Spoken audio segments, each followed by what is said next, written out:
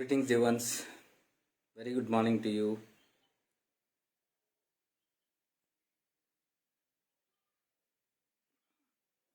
I'll just wait for a moment till people connect.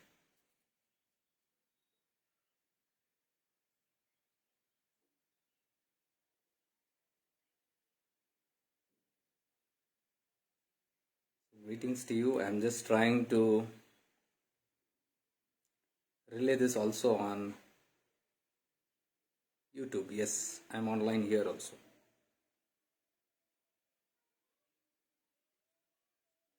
Very good morning to you.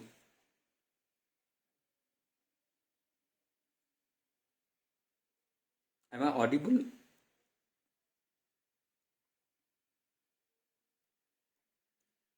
Please let me know if I'm audible.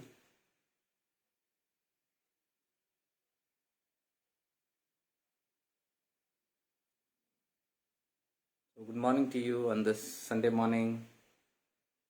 Nice to see you all. Just give me a little moment. I'm just trying to share this. I came late today because I was traveling. I just returned today morning. I reached at 9:30. And that's how I said, okay, let me just do this live.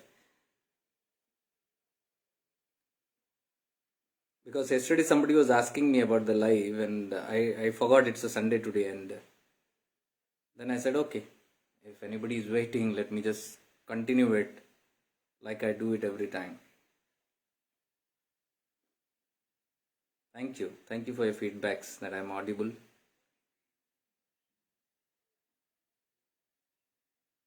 Yeah, I'm live on YouTube also. Let me just share it to my page and then I'm done. Yes, I'm done.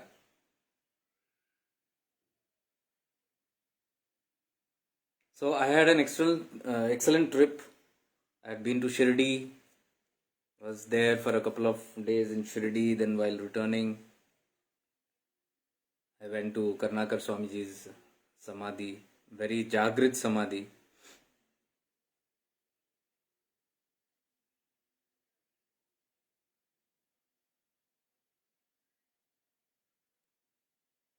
And yeah, in Shirdi I was there for a couple of days and more than being in Sai Baba's place, I was more in... okay.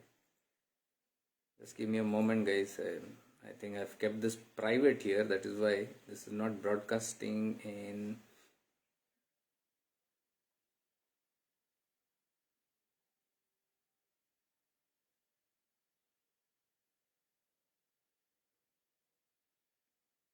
Yes, we spent a lot of time in Upasini Maharaj's ashram. Very, very powerful place. Very powerful place. Yes, now I'm live in YouTube also. Okay, sorry for this gap. So if anybody was listening, we could just forward it.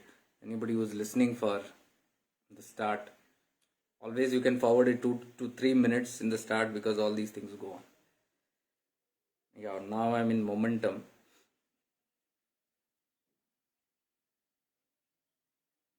And yes, I was saying, we were more in Upasini Maharaj's ashram. Very beautiful place. And this is the first time I went there. This desire to go to Shirdi also came just because I was in Tirunamalai last month. And as my usual trip there, and there I have a German friend. And he travels to a lot of places, and I believe he's more avid traveler than us because he has been traveling almost all his life and he has settled down in Tirunamalai. He has given off everything in Germany and he is now completely residing in Tirunamalai. So he had sent me a message many weeks back that he wants to meet and let's catch up and all that. So I have not known him before. And that's how we met in last 2 visits we met. And it was great sharing. I spent a couple of hours with him in Oro Usha Hotel and we discussed a lot of things. And I believe he is also much into travels and all that. So he's planning to do something on his own. where he would like to take travelers. Yes, he is very much advanced in the travel aspects, and he has been a traveler like me only.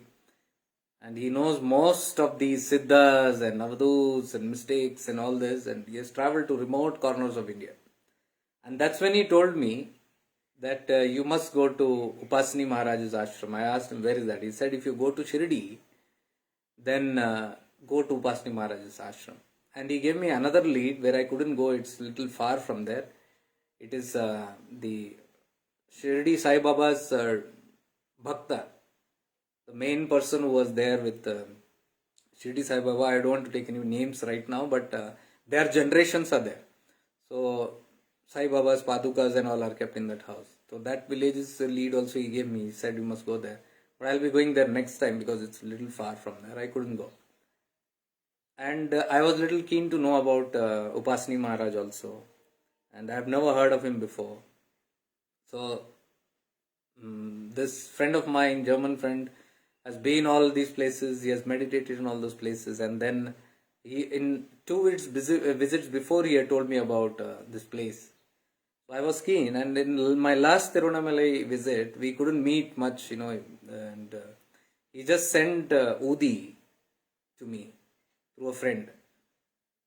Another Christian friend, Thomas, who came and delivered it to me while I was sitting in Usha.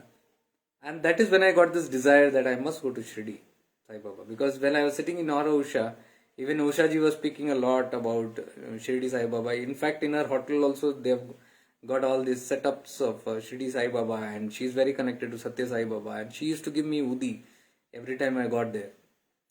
The sacred ash that came from the photograph of Satya Sai Baba. So she has it in her hotel. She gives it to everybody, whoever wants it. So that's how I got this connection that I must go there. And yes, I met Devi Amma also last month, and that time also Satya Sai Baba's presence and the talks were going on because she is also connected to Satya Sai Baba. And that's how this strong desire came. I must go to Shirdi, and one day it just happened and I went to Shirdi with my friend.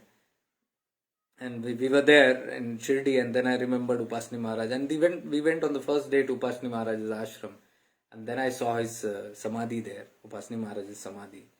Very powerful place. And then I came to know he was an Avadhoota. And there was something that pulled us to that place. And then we didn't know anything about it. And by the time we just sat for some time and we got up, they were not allowing us to go to the Samadhi because there were all these blockages were there after COVID. They put all those blockages. But I was very keen to go and touch his Jhula where he used to sit, and his disciple, a mother, a Mata, Godavari Mata, whom he had anointed, given Diksha when she was only just 9 years old. So small Kanya she was. So she lived up with Upasini Maharaj, and she lived all her life there, and he initiated around 30 plus Kanyas. So there were a lot of questions in my mind, and there was no answer. And the ashram was a little crowded that day because there was some havan going on. And just on the first day, when we were sitting, and we did not get much time there to do anything, and our auto guy also was waiting for us. So we were in a hurry. So just when we came out and we were asking about some book, they told go and take prasad, the havan is just over. So it was a havan that they were doing for 100 years. There was an incident that took place 100 years back when Upasini Maharaj locked himself in a cage in that house. And he did Parayan for 14 months. He was in Mauna. He did some kind of a tapas. This was an indication how we have bonded ourselves in the world of Maya. So to help people come out of this bondage clutches of Maya, he did that kind of a process, which was 14 months in silence, without food, water and all that. He caged himself, literally. The wooden cages he had made, that cage is still there. So this was all a little confusing to me on the first day. So first day that we went and we got up and the havan was over. They asked us, and some directions, they will go and take the prasad, and we took the prasad. And there one gentleman was there. It was very strange, very, very strange. Just as we were standing in the line for taking the prasad, there was a gentleman who was next beside me. He just greeted me and he said Namaskar, and he said, welcome here. You are most welcome here. Then before I could ask him anything, he started explaining everything about Upasini Maharaj and how people come here, and without a connection you cannot come here. And he explained briefly, and he told me about that 100 years, the Sankalpa, that that process was over. It was a century. So they were celebrating that, and they had some auspicious events. And he said, it is a very auspicious event that you have come here at this time. So take this prasad and go. And I was very happy, but I was still confused. What is all this about? And we went. After we told our auto guys waiting there. We have paid him and made him wait.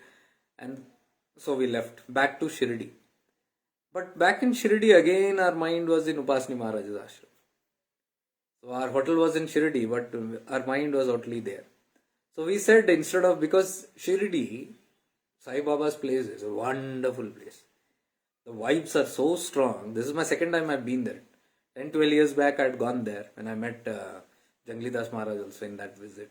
So this was a very beautiful visit, and the vibes can be felt anywhere. I mean, if you are aware, you can feel it from anywhere. Not just there, while sitting here 2 days before traveling to Shirdi also, when I used to think of Shirdi, I used to get this jitters. My body used to just tremble like this. So in that I could understand, if you have that connectivity there, what would be that person? Shirdi Sai Baba. And even in the vicinity of that Shirdi Sai Baba, I'm not audible in YouTube.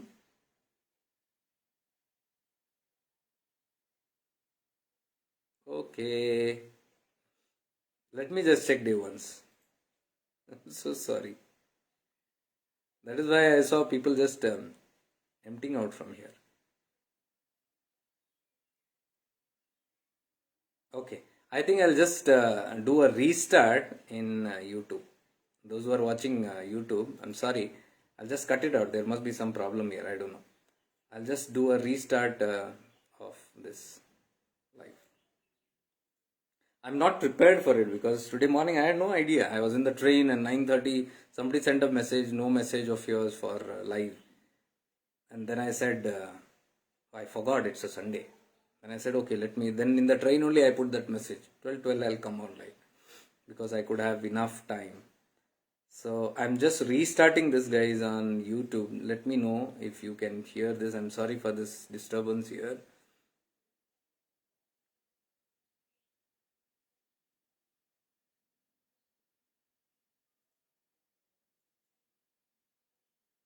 The reason that I'm doing this live on YouTube also so that I can have a copy there. Usually I download from here and then I put it there. So I could see people coming and going. Yes, Shirdi is a place where one can feel the blessings of Baba everywhere. Not just Shirdi, you can feel it from anywhere, literally anywhere. Okay, I'll just have to... Just give me a moment, guys. I'm so sorry for this interruption.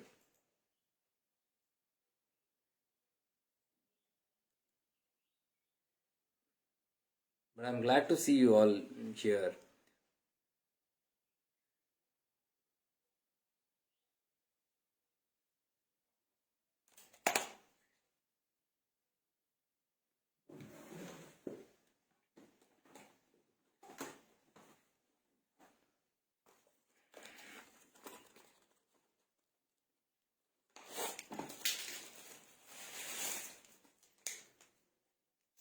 So Shirdi is one always recommended place again. As always, I would highly recommend anybody can go there because Shirdi is very easy to connect. But the only problem is the crowd. Too overwhelming crowd. Too overwhelming crowd. I mean, it's not very easy to be meditative there unless you are a person of awareness and very conscious of your surrounding. Then you can tune anywhere from anywhere, even while you are standing in the line, in all that crowd, you can still experience that kind of silence. But if you are not a person who is still acquainted with silence and awareness, especially if you are not yet begin the journey of awareness, then it can be a little difficult. Yeah, I've just restarted this here now. I think now you should be able to get this. Whoever is in YouTube.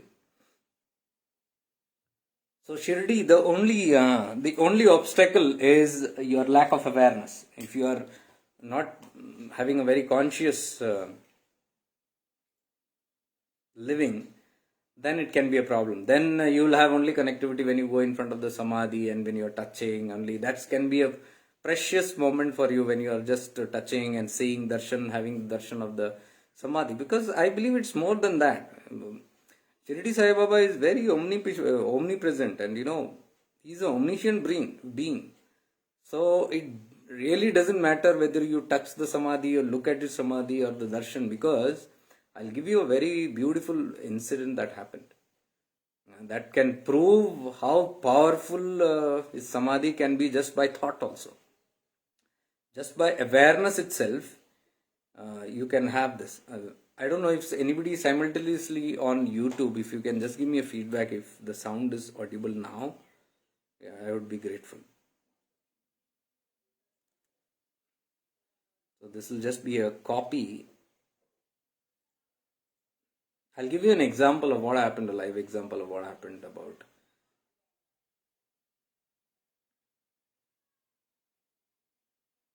Yeah, Rekha ji, I'll do that.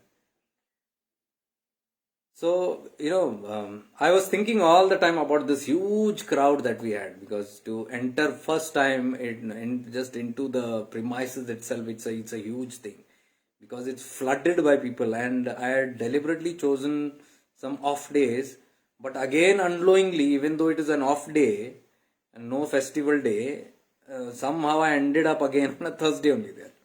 So there was still little more rush than expected.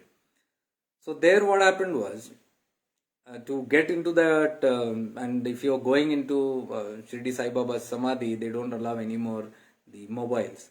Mobiles are completely banned inside, so you got to actually leave your mobile at your hotel place, or there are mobile lockers there, and to again lock up your mobiles again. You still not in YouTube. I don't know what's the problem here.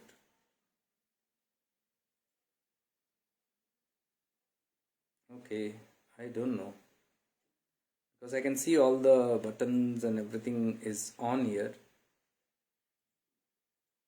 So I really don't know what's causing the trouble, but I think it should be audible now. Or there is some. Okay, what I'll do is I'll just end up in YouTube. I don't want to be doing this because it's too distracting again. Maybe I'll do a proper setup before doing that. So I'll just continue on the Facebook only. So we had to leave our mobiles and then go walk down, and then it's a huge line. Then you go zigzag, zigzag, zigzag, zigzag, zigzag. But I would say if you utilize that time even in the zigzag to be consciously connected and being aware of the samadhi itself, because the connection begins there. Then you are so well prepared by the time you come to the samadhi that you're so connected that even if they push you and they don't allow you to even stay there for a moment also, it's still okay, because hardly you will get 5 seconds or 8 to 10 seconds maximum to be around near the samadhi, even look at it or touch it or whatever.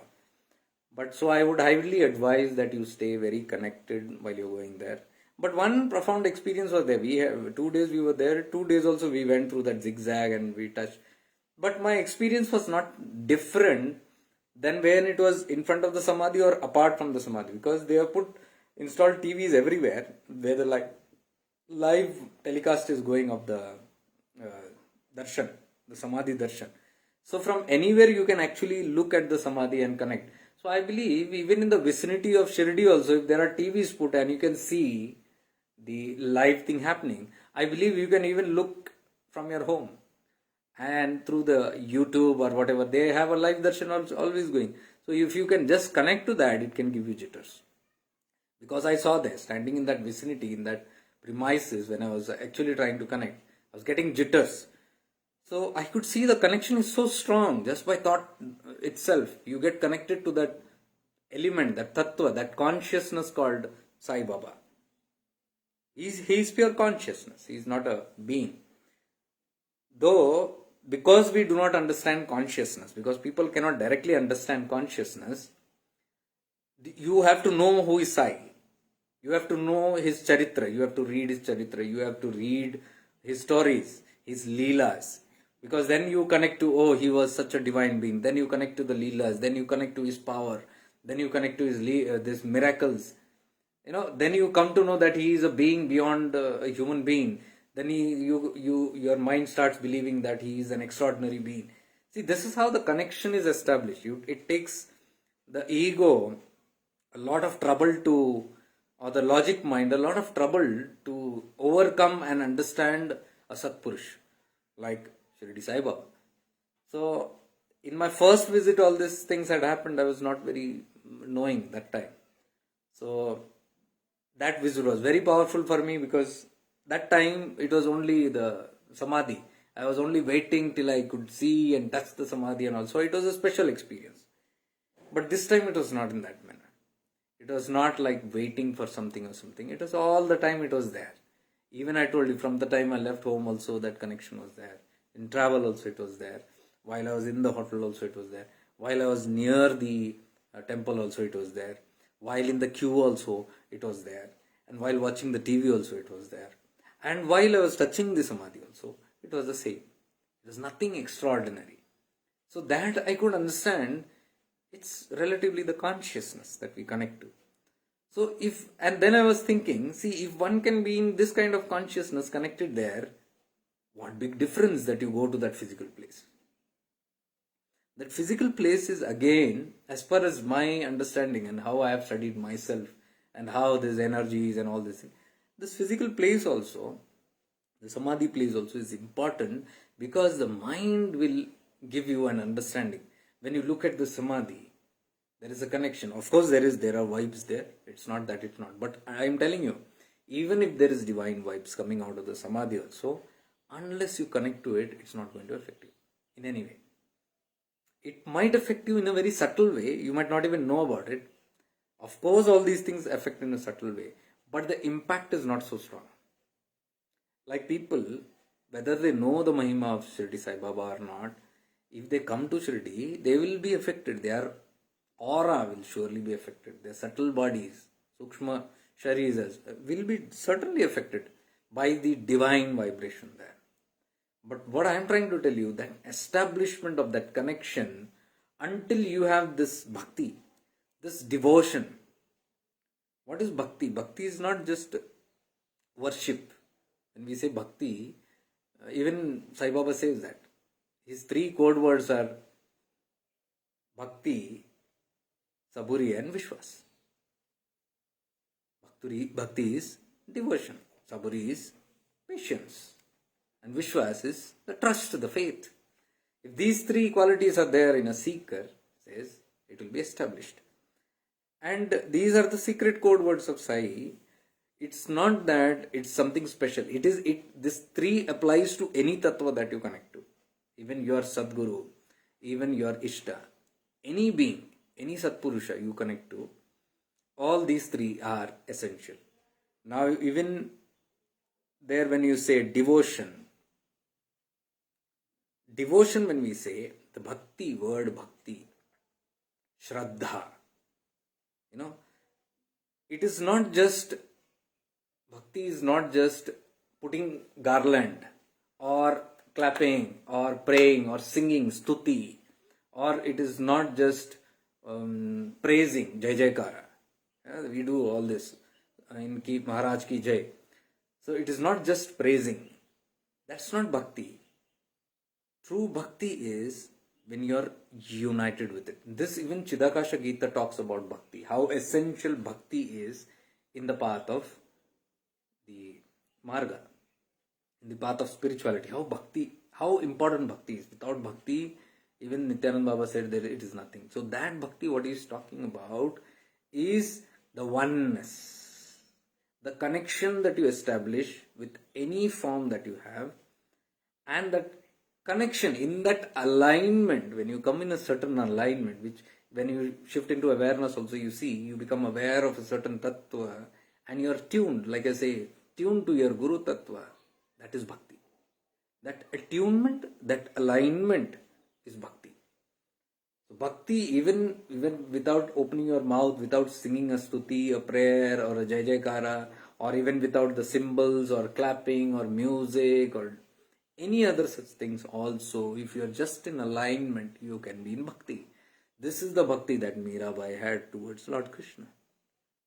Even if she did not sing, she was all the time in bhakti. That attunement, that alignment. So that is what is meant by bhakti. When we call as what we call as devotion. And this is one of the topmost requirement that Sainath has told. This is the foremost thing that is needed as a devotee. Devotee means the one who is devoted to the Ishta. That devotion, who has this devotion, is called a devotee. What kind of devotion? Not just praising. Those all aid in this attunement. All these things aid. Your bhajan, sankirtan, the kirtans, the stutis, all these things aid towards that oneness, that alignment, towards the true bhakti. That is why it is called as parabhakti. Parabhakti, not aparabhakti. Aparabhakti also is bhakti, but it leads to parabhakti. Like I have told this, bheda bhakti it is. Bhed bhakti also is needed, but it leads to abheda bhakti. Bhed means discrimination. You are different, the worshipped is different. The worshipper is there, worshipped is there. So there is a Sainath who is different, he is external, and you are a devotee. That helps, that is Bhed Bhakti. But when that converts into one alignment and it becomes Abhed Bhakti, or when this Apara Bhakti, when these two are there, when they merge into one, that unique alignment which happens and it becomes oneness happens with that Ishta, or the one that you are getting connected to, when it becomes Parabhakti, that is true devotion, that is true bhakti. That leads to the fulfillment of the purpose of that bhakti. So any bhakti which comes to this kind of a Parabhakti, this is what Chidakasha Gita repeatedly has talked about. Parabhakti. He has not used these words, but it's meaning the same. That leads to... See, Parabhakti was there with Ramakrishna Paramahamsa. Parabhakti was there in Mirabai. Parabhakti was there in Chaitanya Mahaprabhu. Parabhakti was there in Bhakta Pralad, Bhakta. He is a Bhakta. Who is a Bhakta? Devotee. Who is a true Bhakta? Who does Bhakti. What is true Bhakti? This is what I am telling you. Parabhakti. Not that Apara Bhakti is wrong or Abheda Bhakti is... No. That is the beginning of the ladder.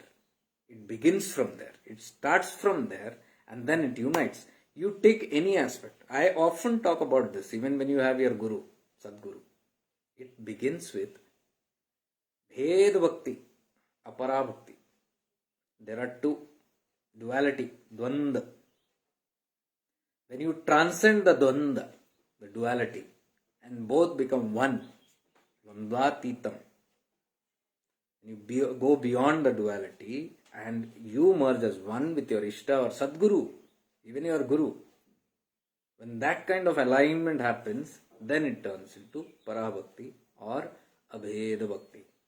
That gives fruit. वो रंग लाता है, वो भक्ति रंग लाता है, because that is the real union. That is why Bhakta Prahlad gained. That is why Mirabai gained. That is why Chaitanya Mahaprabhu gained. All these are examples. That is why Ramakrishna Paramahamsa gained. Parabhakti, pure bhakti, that is oneness. And that is why people who have Abhed Bhakti or Apara Bhakti cannot easily gain. You can see in the world. You can look at all of us. You can look at the temples flooded with people. How many of them reach to the state of Mirabai? Very difficult. Why? This is the barrier. The ladder is this, the dual bhakti, but it has to become one. If we do not realize this, we remain there. Whole life we can be singing bhajan sankirtans. doing stutis, prayers, jai jaikaras. Nothing happens. We might do namaskaras, 100 prostrations. That is what Bulle Shah told, which I had told in my last Sankirtan. Bulle Shah said this very clearly.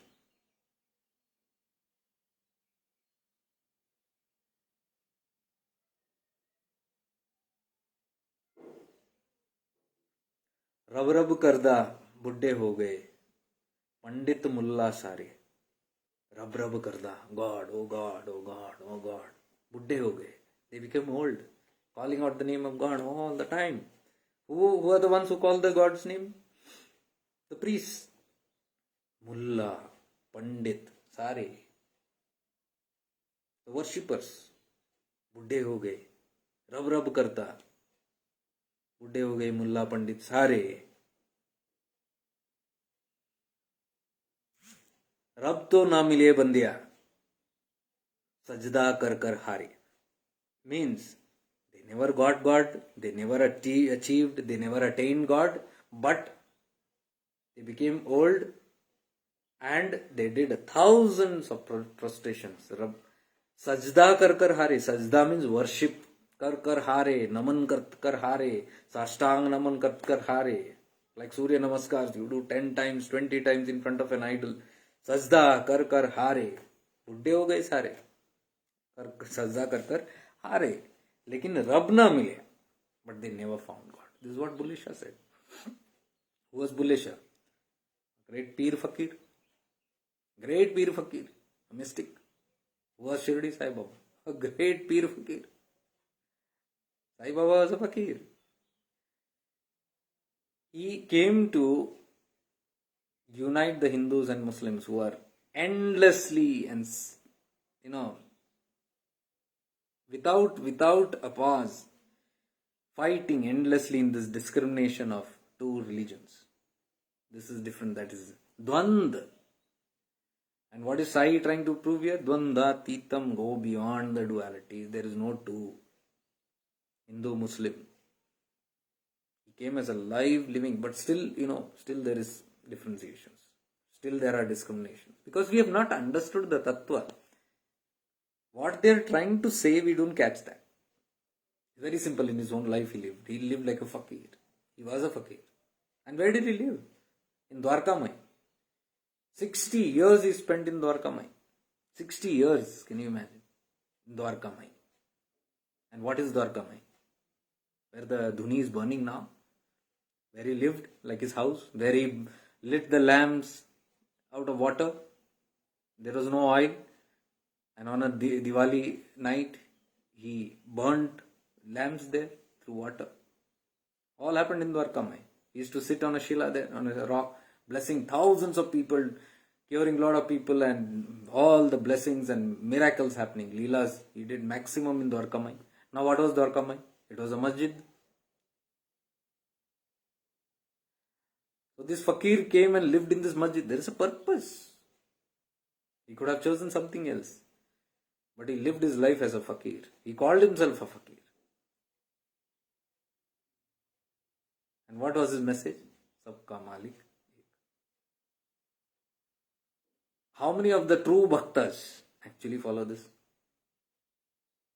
What is bhakti? Bhakti means having pure devotion and trust in the words of that Satpurusha. So if we truly trust him, then the message is very clear of oneness. We shouldn't have any kind of bhed after that. But if bhed is still there, that means ignorance, agyanta is still there. तो भेद मिटा नहीं अभी तक. मतलब साई तत्व पूरी पूर्णता से जागृत नहीं हुआ है.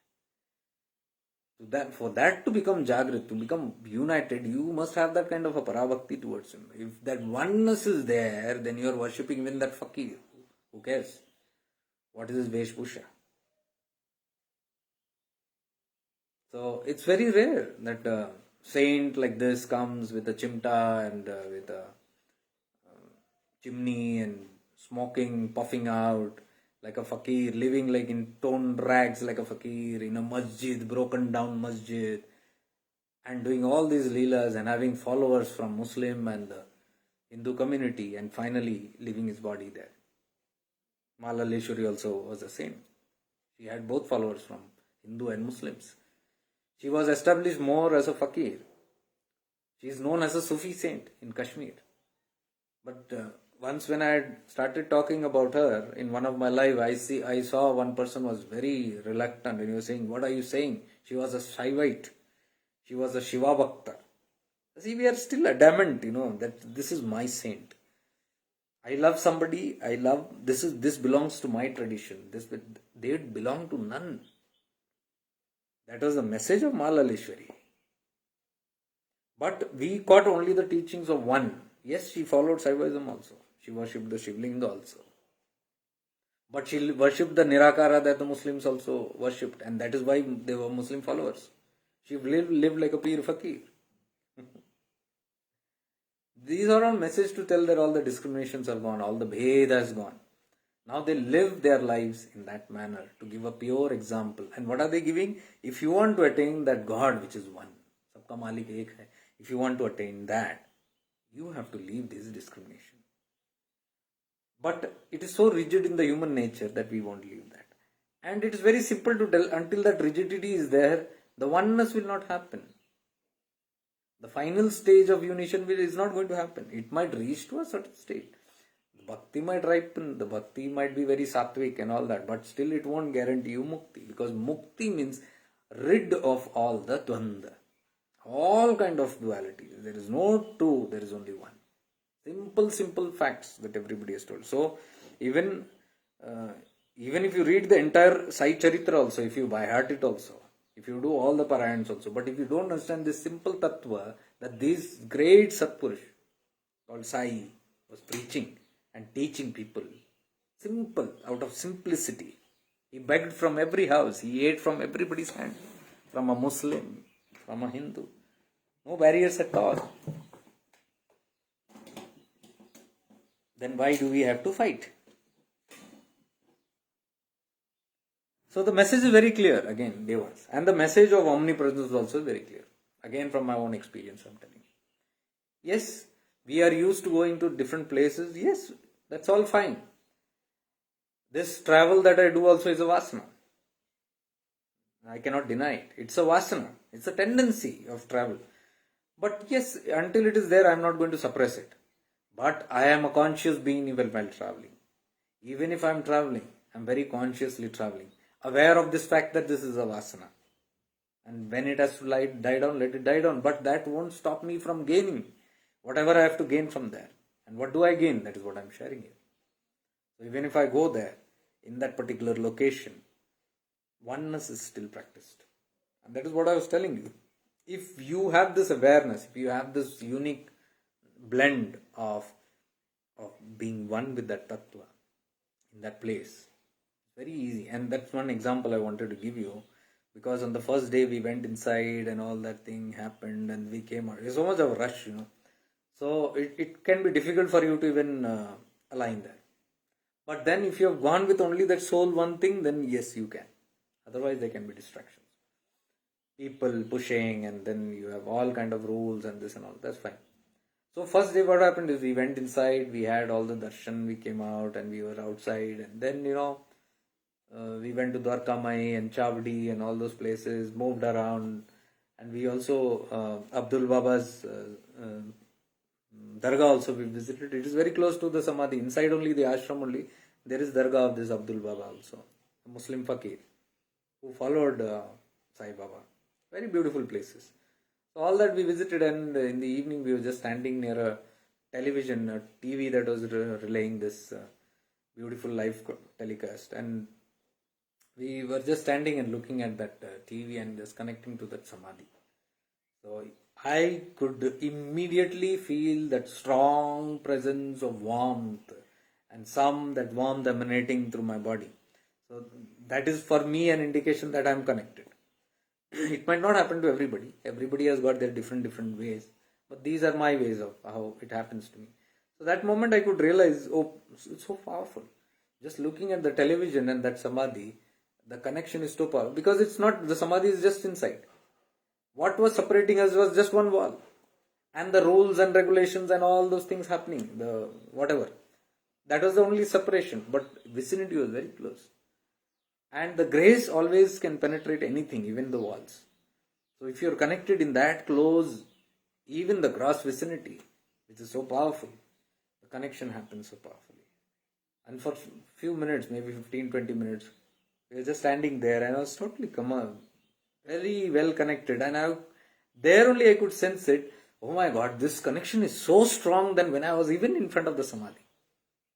Because in Samadhi you won't get that, because people is pushing you, chalo, this, that. So you are always disconnected. Your indriyas disconnect you from that connection. And so you cannot establish there. So it is just a good experience for the eyes and darshan. Of course, that the indriyas also benefit, your physical, the vicinity also benefit, that's all fine. But there when I was standing, I could see, oh my God, this is so powerful. And then we were just turning away, one Baba was sitting there. He was not there while we came there, because that place was where people just sat and there was no rush there. So we were just returning and going back. We saw one Baba sitting there in Bhagwa color, a very hefty man, old man, very old age, maybe around 75 or something like that. But he was hefty and very healthy, and he had a very glowing face, charming face, but he was not looking at anybody. He was just settling down as though he was keeping he had that stick that they keep, and he had his potli, and he had Rudraksha and all worn, and little potli and little belongings were there, you could see. He just had put up his asana, and I don't know what he was doing. He was just looking at things and all that. So we both were walking from there, me and my friend. We both looked at him, and we both had the same time, we had the same thought, let's give something. And so I picked out whatever I had, and my friend also gave, and I gave it. So he was down, and when he was taking, he just took it, but he never looked at anybody. He just took the money and he did this way, and he was again down doing something. So we went out, we wore our footwear and all that, and then I was constantly watching him. He was not distracted by any crowd around him. He was doing something in his bag, keeping things, looking out around, but he was never looking. He never looked like he even wanted something from anybody. Usually even if they are yogis or sadhus, they have this expectation that people give them alms, bhiksha. Okay? So, bhiksha is one thing I learned when I went to the Himalayas.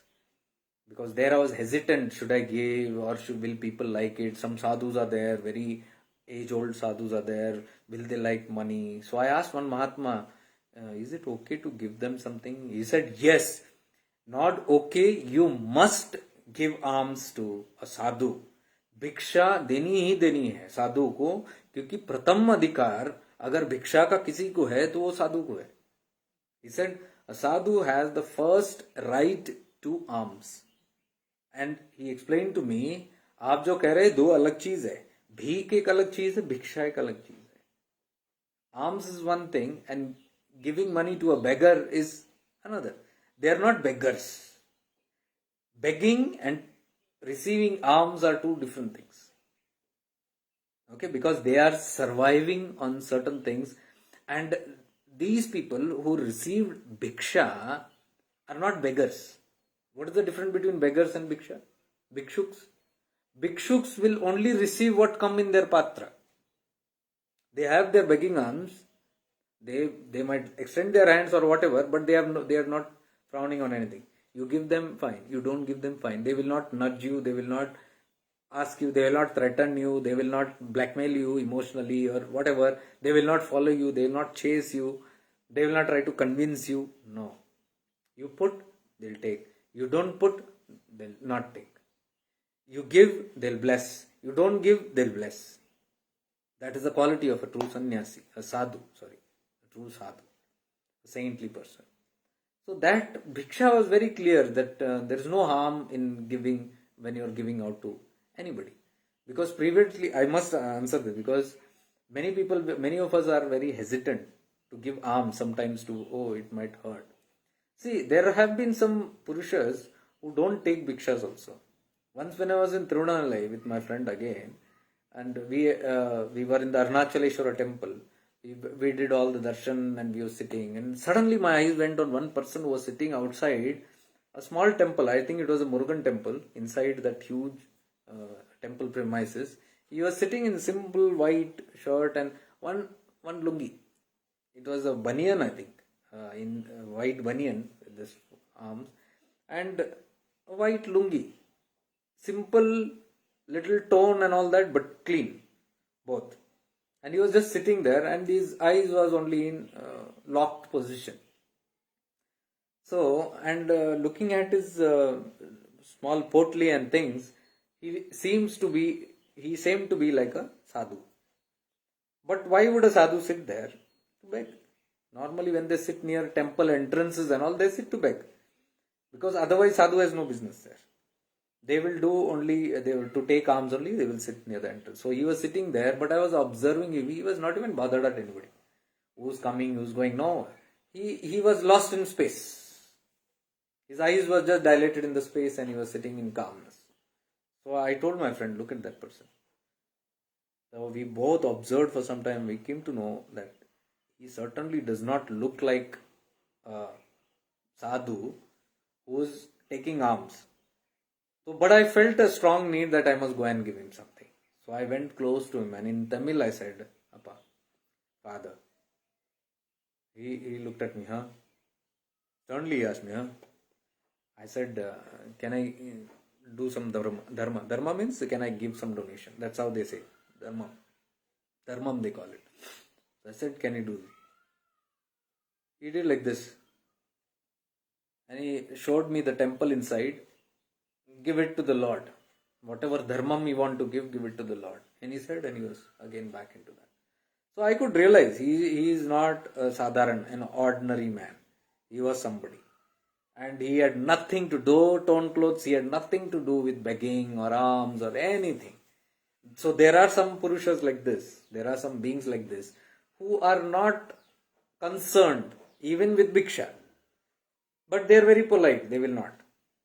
And then I have heard in the Himalayas somebody saying that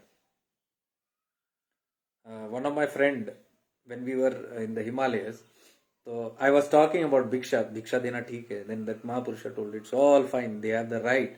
So my friend told, नहीं महाराज इसके लिए पूछ रहे क्योंकि मैं एक बार बद्रीनाथ के पास था और वहाँ एक गुफा में एक साधु बैठे थे और मैं उनको मिला, वो बड़े तेजस्वी लग रहे थे, तो मैं कुछ देने के लिए पैसे निकाला तो बड़े क्रोधित हुए.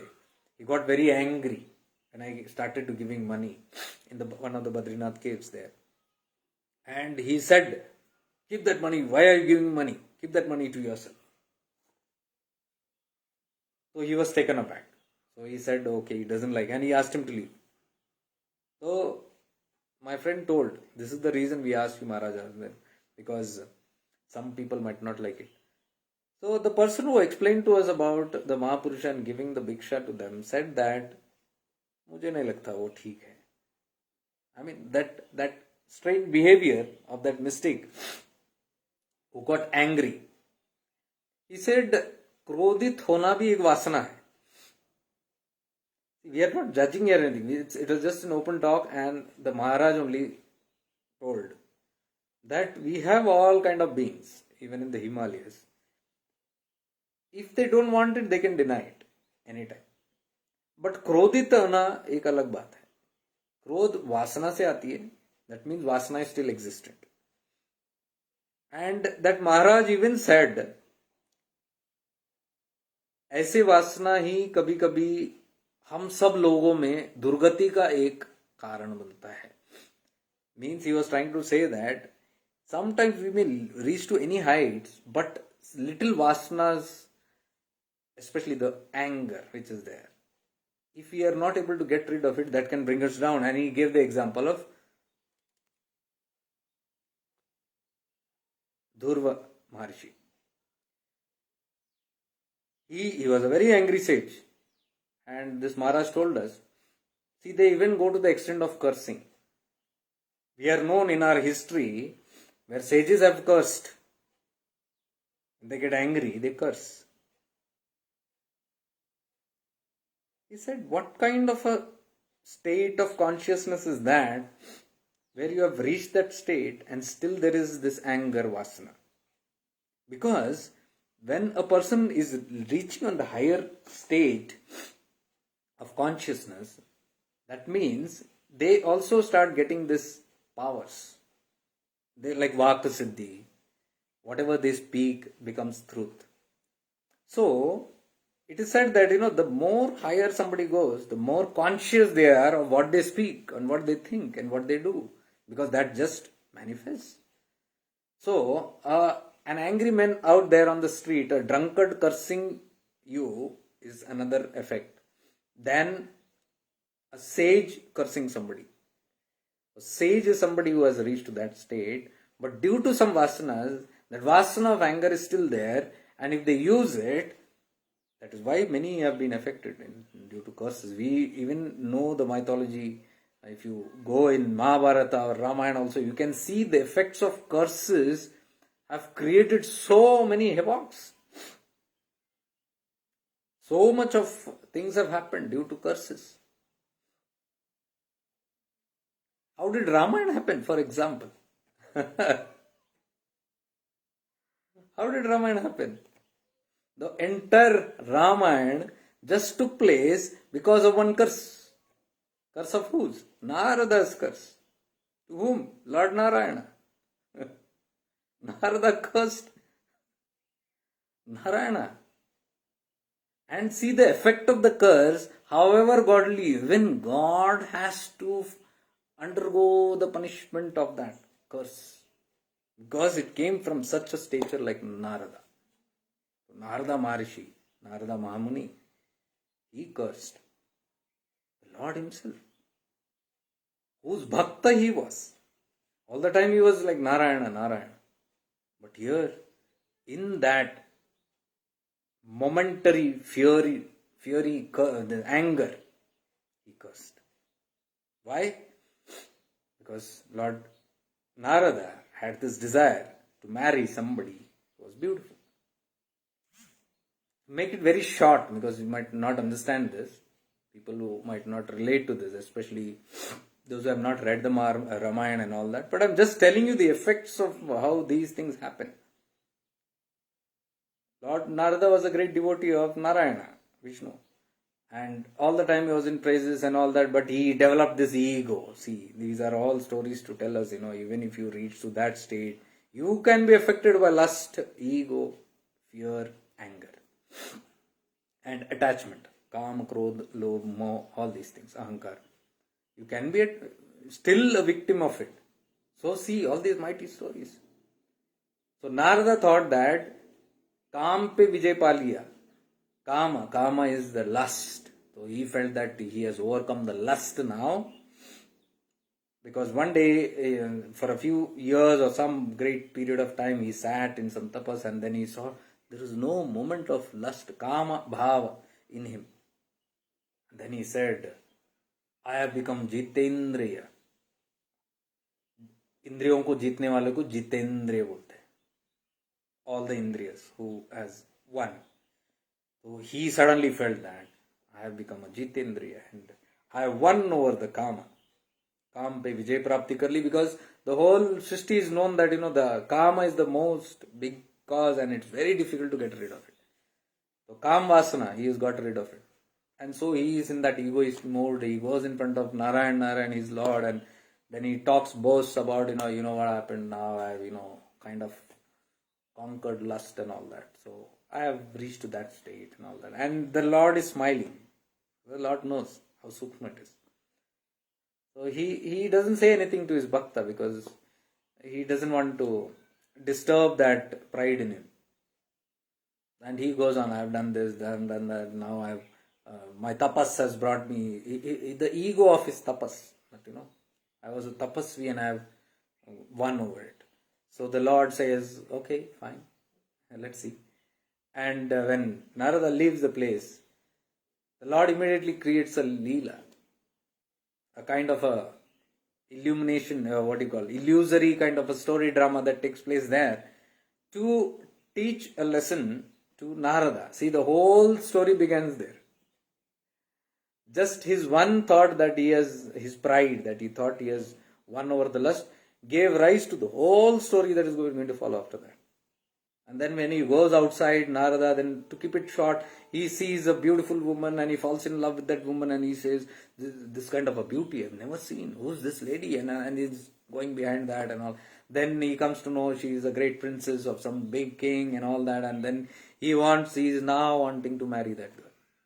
Madly in love. And so he follows and he tries to find out and all those things. And then he comes to know that the king, the sweet lady, the charming lady, father, the princess's father has kept a Swayamvara. Swayamvara is where the lady marries by her own choice. And the indication is that whoever handsome and whoever she feels is fit, she goes and garlands it out of the dozens of young men standing there, handsome princes standing there, whoever she garlands, that is called as the Swayamvara. Swayam means self, Vara means spouse, choosing the spouse by own self, by free will. Swayamvara. So in that Swayamvara was kept there and she was supposed to go and garland somebody, and Narada now didn't want to lose that opportunity because he was madly in love now. So, and this is the same person who just boasted in front of the Lord that I am Kampe Vijay Praptarli, and the Lord makes this drama so that to teach him a lesson. And then he sees that all kind of people are coming there, all the best of handsome princes in valor and who have got thrones and handsome and everything, all qualities are coming there. Now he feels like little insecure. What if somebody chooses somebody else then? If she chooses somebody else. So he runs to his Lord. He knows that his Lord is very powerful. He can do anything. And he says, so and so. He tells the story. Now I have to marry. Now you please bless. He is not even unaware. He is not even aware. He is unconscious that few minutes back only he had come and told that I have won over Kama. And here he went out, he saw that whole thing, he got affected by it, and now he is coming and going opposite and saying, I want this lady to marry. So Lord said, what can I do now? He says, no, you can do anything that you want. You got to bless me such a way that she chooses only me. So what do I need to do? Say, gift me with the most handsome, most kind of an handsome face, which can give me that kind of attribute. And then he says, what?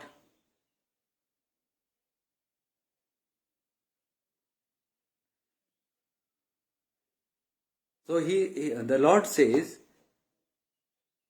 what do you want? So this person says, make me like Hari. Now Hari is who? Hari is the Lord himself. The most magnificent, the most splendid, the most handsome is his Lord himself. And he knows nobody can beat his master in that kind of attributes. So he says, make me like Hari. Hari is his master. Now okay, he says, Tatastu, you be granted, like may your face become like Hari. Now Hari also means monkey. This is all for a lesson. Now the intention of the Lord is, okay, may you get the face of a monkey, Hari. They say in Malay. And this person goes very happily running back to the Swayamvara, and he goes and sits there and places himself in that position, and then the Swayamvara happens and this lady comes and looks at him, and now he is feeling so overconfident now. I am the most, she cannot deny me, and he's waiting for her to garland, and she looks at this monkey face like a, like a bandar swarup. And she still, Ajkal Swayamvar mein bandar bhi aane lag gaye.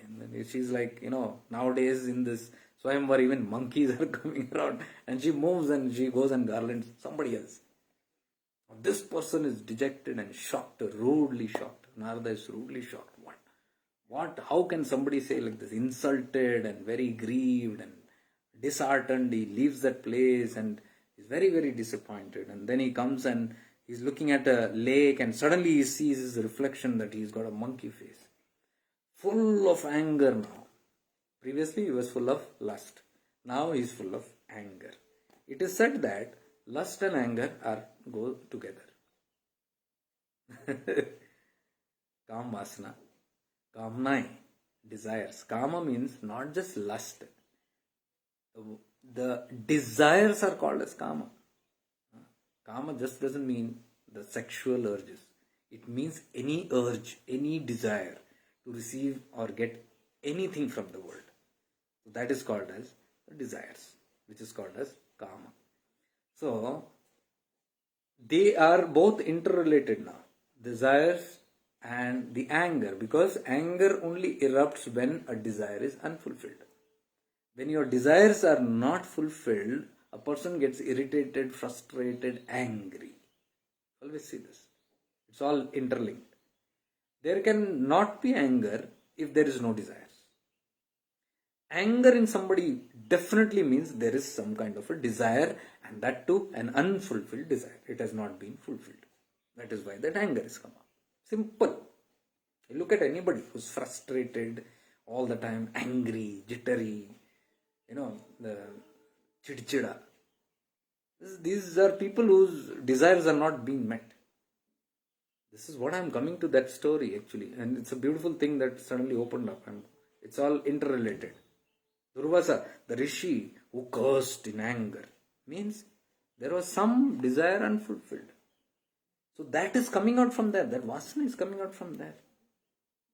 This is what the Maharaj in Himalayas told me. He said, Dhonge. Now it was a take back for us because somebody is sitting in a cave and getting angry. नहीं ढोंगे. Because उस स्थिति में वासना नहीं होती है, कामना नहीं होती है, और कामना वासना नहीं है तो क्रोध हो ही नहीं सकता. क्रोध हो रहा है मतलब वासना है. वही तो कामना है जो अधूरी है, इसलिए क्रोध आ रहा है. मतलब अभी तक पहुंचे नहीं है वहां तक. We do not know all this, and I am not saying this. This is all the great beings only who are talking about all these things there. So when we asked about, see how this all got connected, let me connect it so that I don't lose track of the whole thing. So we were talking about what happens if we give bhiksha and somebody is getting angry. They said, getting angry itself is a wrong thing. It is not because of your bhiksha.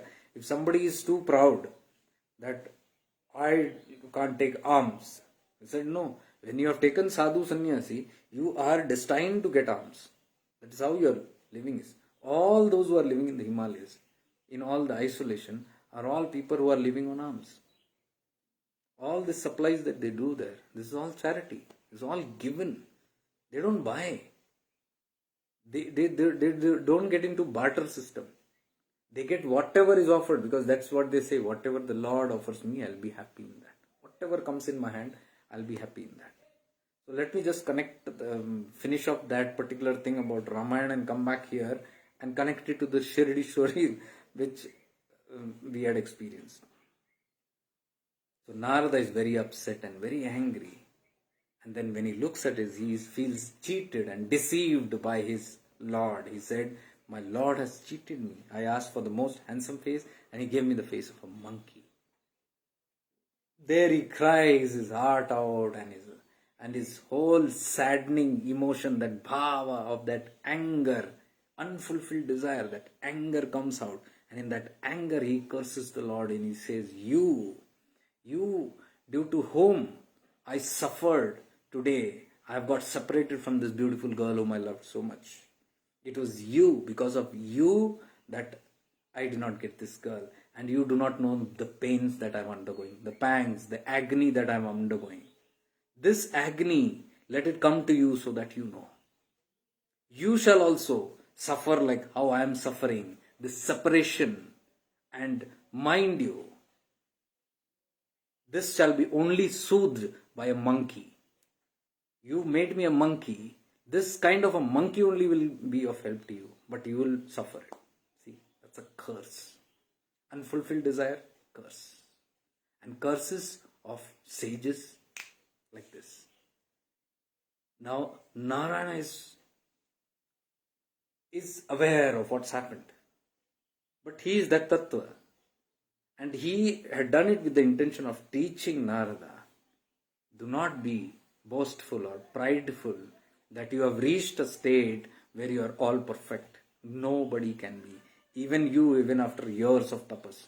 Do not get into that overconfident state that you have won over something called lust or desire. These are pure lessons for us. So when you do that, I have to teach you, and for that I had done this leela of this whole story, so that you learn, but you have not learned. But you got more upset. Instead of learning the lesson, you got upset and you have cursed me now. Your curse will come to action because you are a sage, you are a Maharishi, you are a Mahamuni.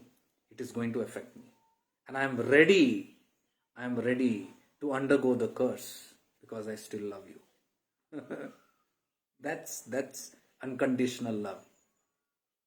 Now, can we talk about unconditional love just like that? This is unconditional love. Until we are in this kind of situation, we shouldn't even talk about unconditional love. What we talk is only conditional love. But we think it is unconditional. This is unconditional love. And then that same Hari, that Vishnu, that Narayan had to take the form of Rama and take a human incarnation and come to earth. The result of Ramayana, the Ramayana was caused how? By the curse of Narada. Ram was born from the curse of Narada. He came and then he had to undergo the pain and agony and suffering for that, separation from Sita, his wife, his beloved. Just like Narada had undergone that pain. And Ram had to move around searching for his beloved in that pain and agony and suffering. He underwent all that pain, because when you come in a Manushya Sharira, when you take a human body, you have to undergo the effects of the karma. That is prarabdha. And what does this say? Even the gods are not separate from the karma. Is applicable, it is applicable to everything. Even gods are not spared. So here he comes and he takes the form of a Rama and he suffers that. And who comes to his rescue? Hanuman, a monkey. As per the curse of Narada. Now the whole Ramayana happened because of one pride, overconfidence of Narada, that he has overcome Kama. From there the story began. And it could have been still changed if the approach was better, the learning lesson was better, but no. There the unfulfilled desire was there, which created anger. And that anger, the krodha, gave rise to that curse. What I am trying to tell is, I had this kind of a misunderstanding that the more angry a sage is, the more powerful he is. No doubt they are powerful, but anger is not what is meant to be in a sage. Anger has to reduce. You go into different sects, different sect of people, different traditions. You will find some yogis very angry and ugra and all those things. But that is not the annihilation yet. It's still in the process. But the processes have given them certain power. Even the Vak Siddhi and all that. So whatever they say can come into being. But still it's not perfection. You must be knowing the story of the sage who looked at the bird and tried to burn it down. And it didn't burn. The sage was thinking that my tapasya power, I look at someone and I bhasm ho jaye. So that pride had now come into place, that I have become invincible now. Now I can look at anybody or think about anybody and destroy that person. That kind of a aham had come in that sage, where again it was realized, made clear to that sage, now you have not reached there yet. There's still work to do. So that it's a small story where the sage looks at a bird angrily because the bird shits on him while he's meditating, and he just looks at it and the bird burns into flames. And then he realizes, oh my God, I just looked in anger and this bird has got into ashes. So then he's like, okay, now I have attained the siddhi, now I can do anything. And then one day when he's going for bhiksha in one of the huts, and somebody is serving, a lady is serving, a very pious lady, serving the husband. And he comes and asks for bhiksha. The lady just says, please wait, day one. Oh Holy One, please wait. I'm just serving my husband. Let me finish and let me come out and let me serve you. But this person is impatient. How dare you say that to a sadhu like me? How dare you do that? Don't you know who I am? I am this one person. He doesn't say that, but that feeling is there. I am this person who have attained this kind of a level, and you are talking to me in this manner. How dare you not give me priority? Whereas the priority of the lady is in serving the husband, because that is her sadhana. Her piousness is from that, purity of heart, and all her practices are in doing that seva, service to the husband. And she has excelled in that. And when she finishes, she doesn't move from there, whoever that person is. She does that, and very humbly she comes and she says, pardon me, I'm sorry, but I had to serve my husband first, and then here I'm coming with the arms. So the sadhu looks very angrily at this, the sage looks very angrily at this lady with the same intention that, how dare you do this to me? And while he's looking angrily, nothing happens to her. He's taken aback. And the lady says, I'm not that bird whom you can just burn with one glance. And the sage is shocked. How does she know about it? So what does this show? This shows that lady is more advanced than that sage. But humble, calm, centered, poised. It's not in this show off that, what you have done and what you have not done. So she very humbly tells, I'm not that. Oh noble one, I'm not that bird which you can just look at one glance and burn me. Suddenly he shakes up and he says, who are you, lady? He says, I'm this so and so. Whatever, I'm just serving my husband. He says, no, you must be someone. You must be someone. If you through your antardrishti, you even know what has happened to me, you are not an ordinary person. He says, who are you, Mate? And falls at her feet. You must give me diksha. You must bless me. The lady says, I am no one to bless you. This is all the grace of my guru. He says, who is your guru? I want to go to him. Then he says, go in that corner and take the name of so and so. He is the guru. So he runs there in that corner and says, who is this person? People point out to him and they see there's a butcher who's cutting meat. He's busy cutting meat. He says, he? People say, yeah, he is the person you are asking. How can it be this person? And then he goes and asks him, can you tell me something about it? He said, just wait, let me finish my duty. If you want to meet me, just sit there for some time. This is my duty that I am doing first. This is my service that I am doing. He's taken aback. Now he has no option. He knows this is a Mahapurusha. Somebody great. Because without asking only, he said all this. He waits. And he's busy watching this person cutting meat. He said, what is this? That lady simply serving her husband is so powerful than me.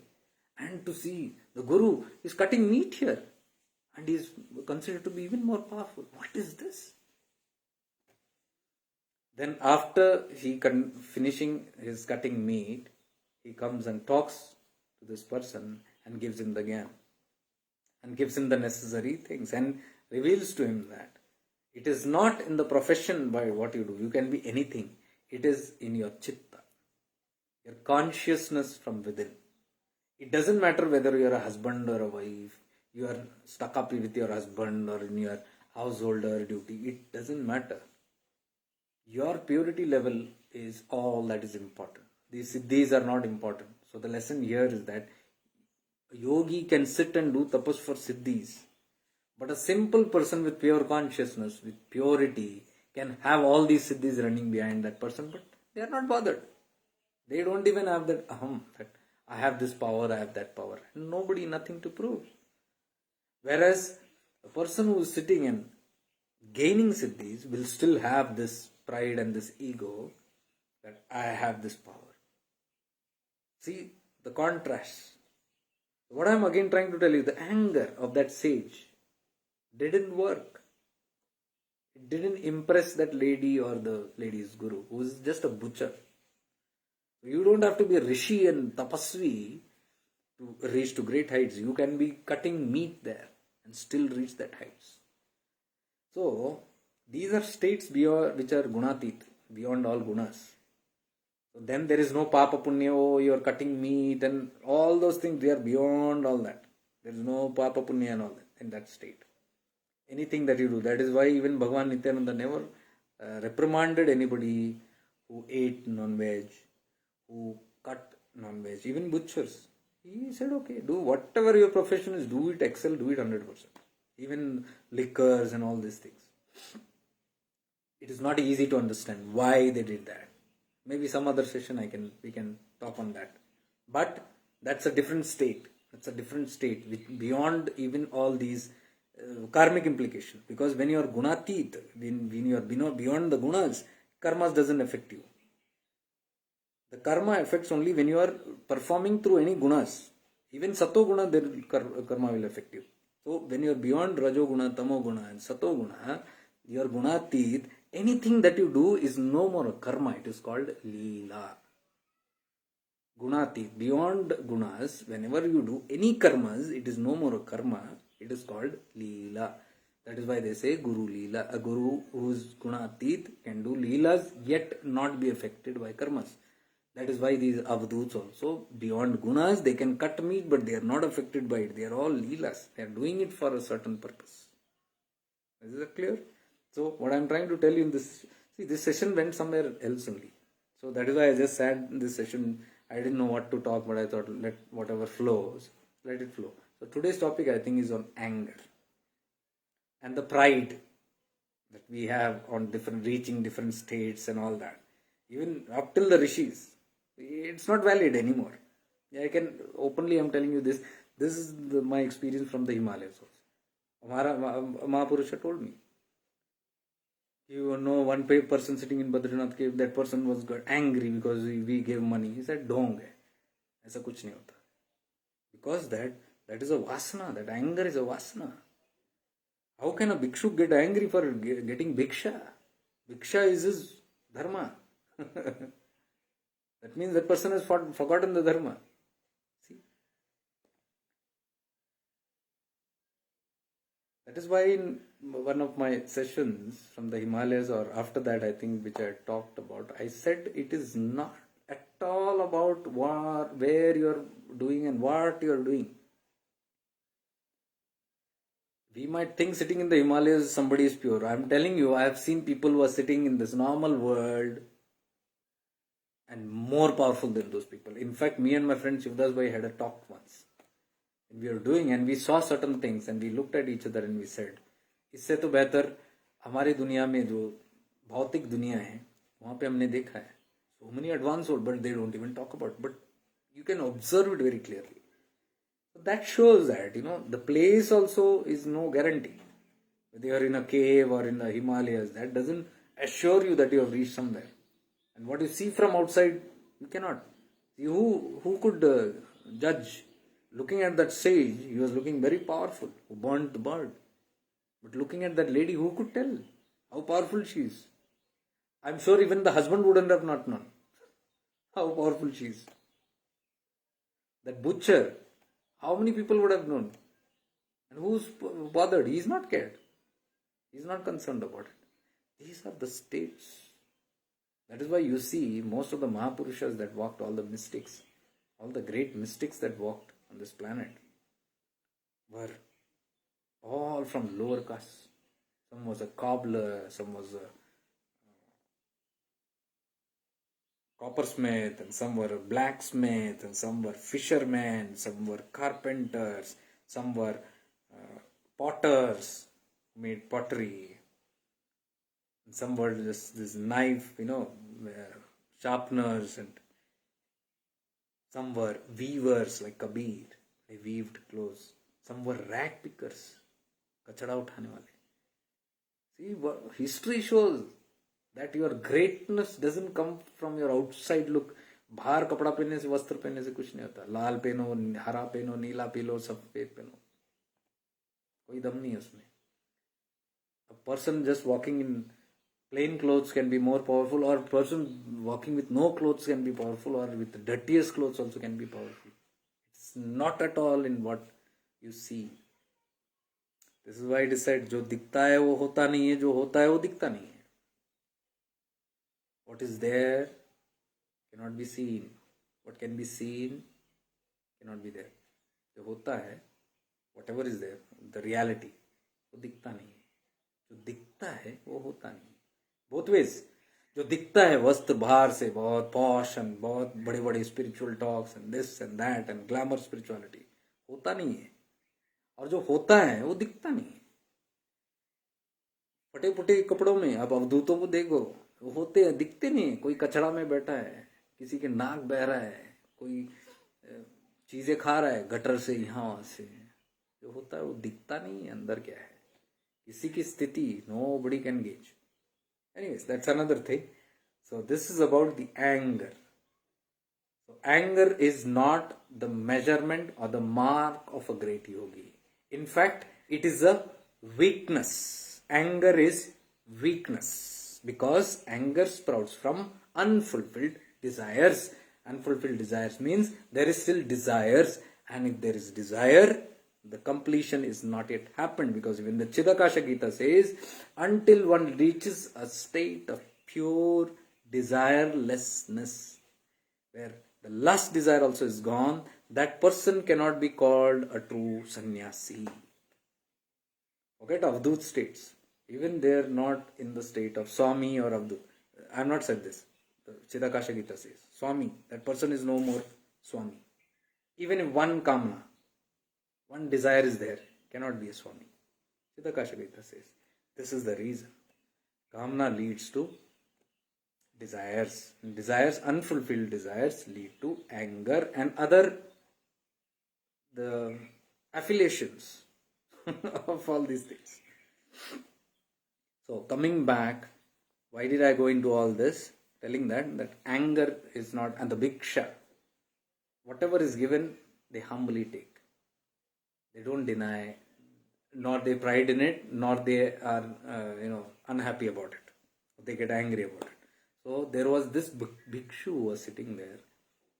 Coming back to the story, I was just outside the Shirdi Sai temple, and there was a screen going on, the Samadhi, we are looking at it, and we are looking, I told around 15-20 minutes, I was so connected, so vibrant, I could feel heat coming out of my body, which is a sign of good connection and that alignment. I felt so happy. And I told my friend also, जो अंदर नहीं वो यहाँ हो रहा है. Even the Samadhi, and because there it is so much crowded, here peace, and you can relate. One spontaneous thing that went in my head was, see, if I am looking at a live telecast from here and connecting, that means even miles back in my home, if I am looking at the live telecast and connecting to that samadhi, that tattva, that consciousness through awareness, I'm going to have the same experience. Distance doesn't matter. So feeling very happy, and I even said that this was fulfilled the whole day.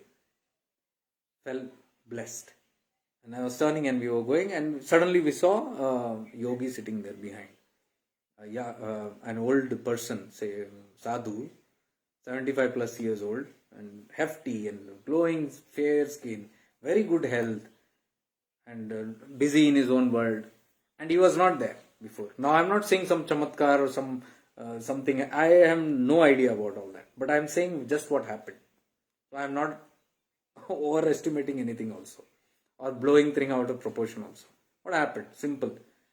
So we look at him and he was not there. So I thought he's a yogi who's just come and he's resting there and all that.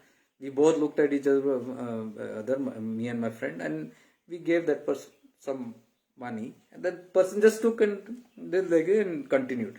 So we went out and I was wearing the shoes, and even while wearing the shoes, my eyes was stuck on that person. I was just observing because his face had a charm, calm, centered, and minding one's own business. Because usually the other sadhus, if you see there, lot of people are there who are constantly trying to take your attention so that they can get something out of you. This person was not bothered by anything. But the way he humbly took whatever was given, one thing was sure, that he is a very good sadhu, whoever it is. So that much I knew, it's a pious person. So looking at that person, I was walking around and I was walking still there.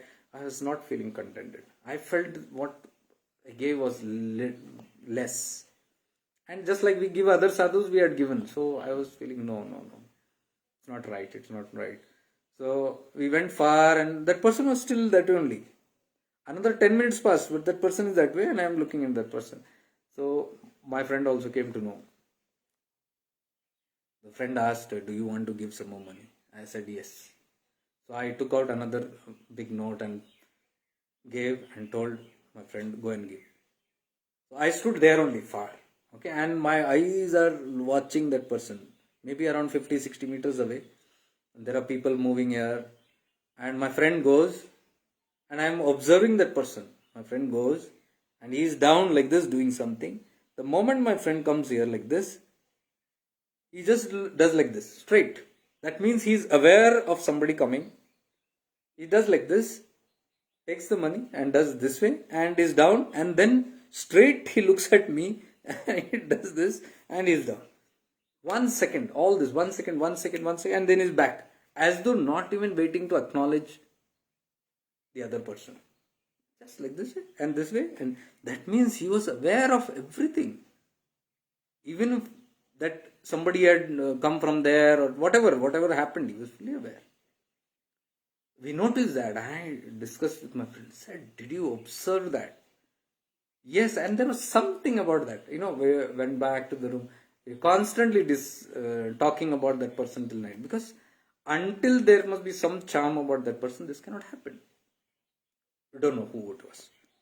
So this is how that first day went, and the next day we were again constantly Upasini Maharaj, Upasini Maharaj, Upasini Maharaj. So I called the auto guy again, and very beautiful auto guy I met, and everything just fell into place. We got out of the station, a very nice gentleman came, auto guy came, and he said, "We'll take you there at very nominal cost." And our hotel, what I had booked online, was little far. I said, "Why do you want to go so far in the auto?" He said, "I can take you to very close, which is near to Shirdi temple only." Of course, and he was very honest. He said, "Of course, if I take you there, I will also get my commission there. But if it is okay, I can do that. And if you don't like one, I'll wait, and I'll at least 2-3 hotels I can show you, and then you can decide." I felt him to be genuine, and it really happened. The first hotel he took us was good. We fixed up there, and this gentleman went away. And then for the rest of the travel, we had another gentleman who suddenly came out of nowhere, and he helped us to reach Kokamtan, that is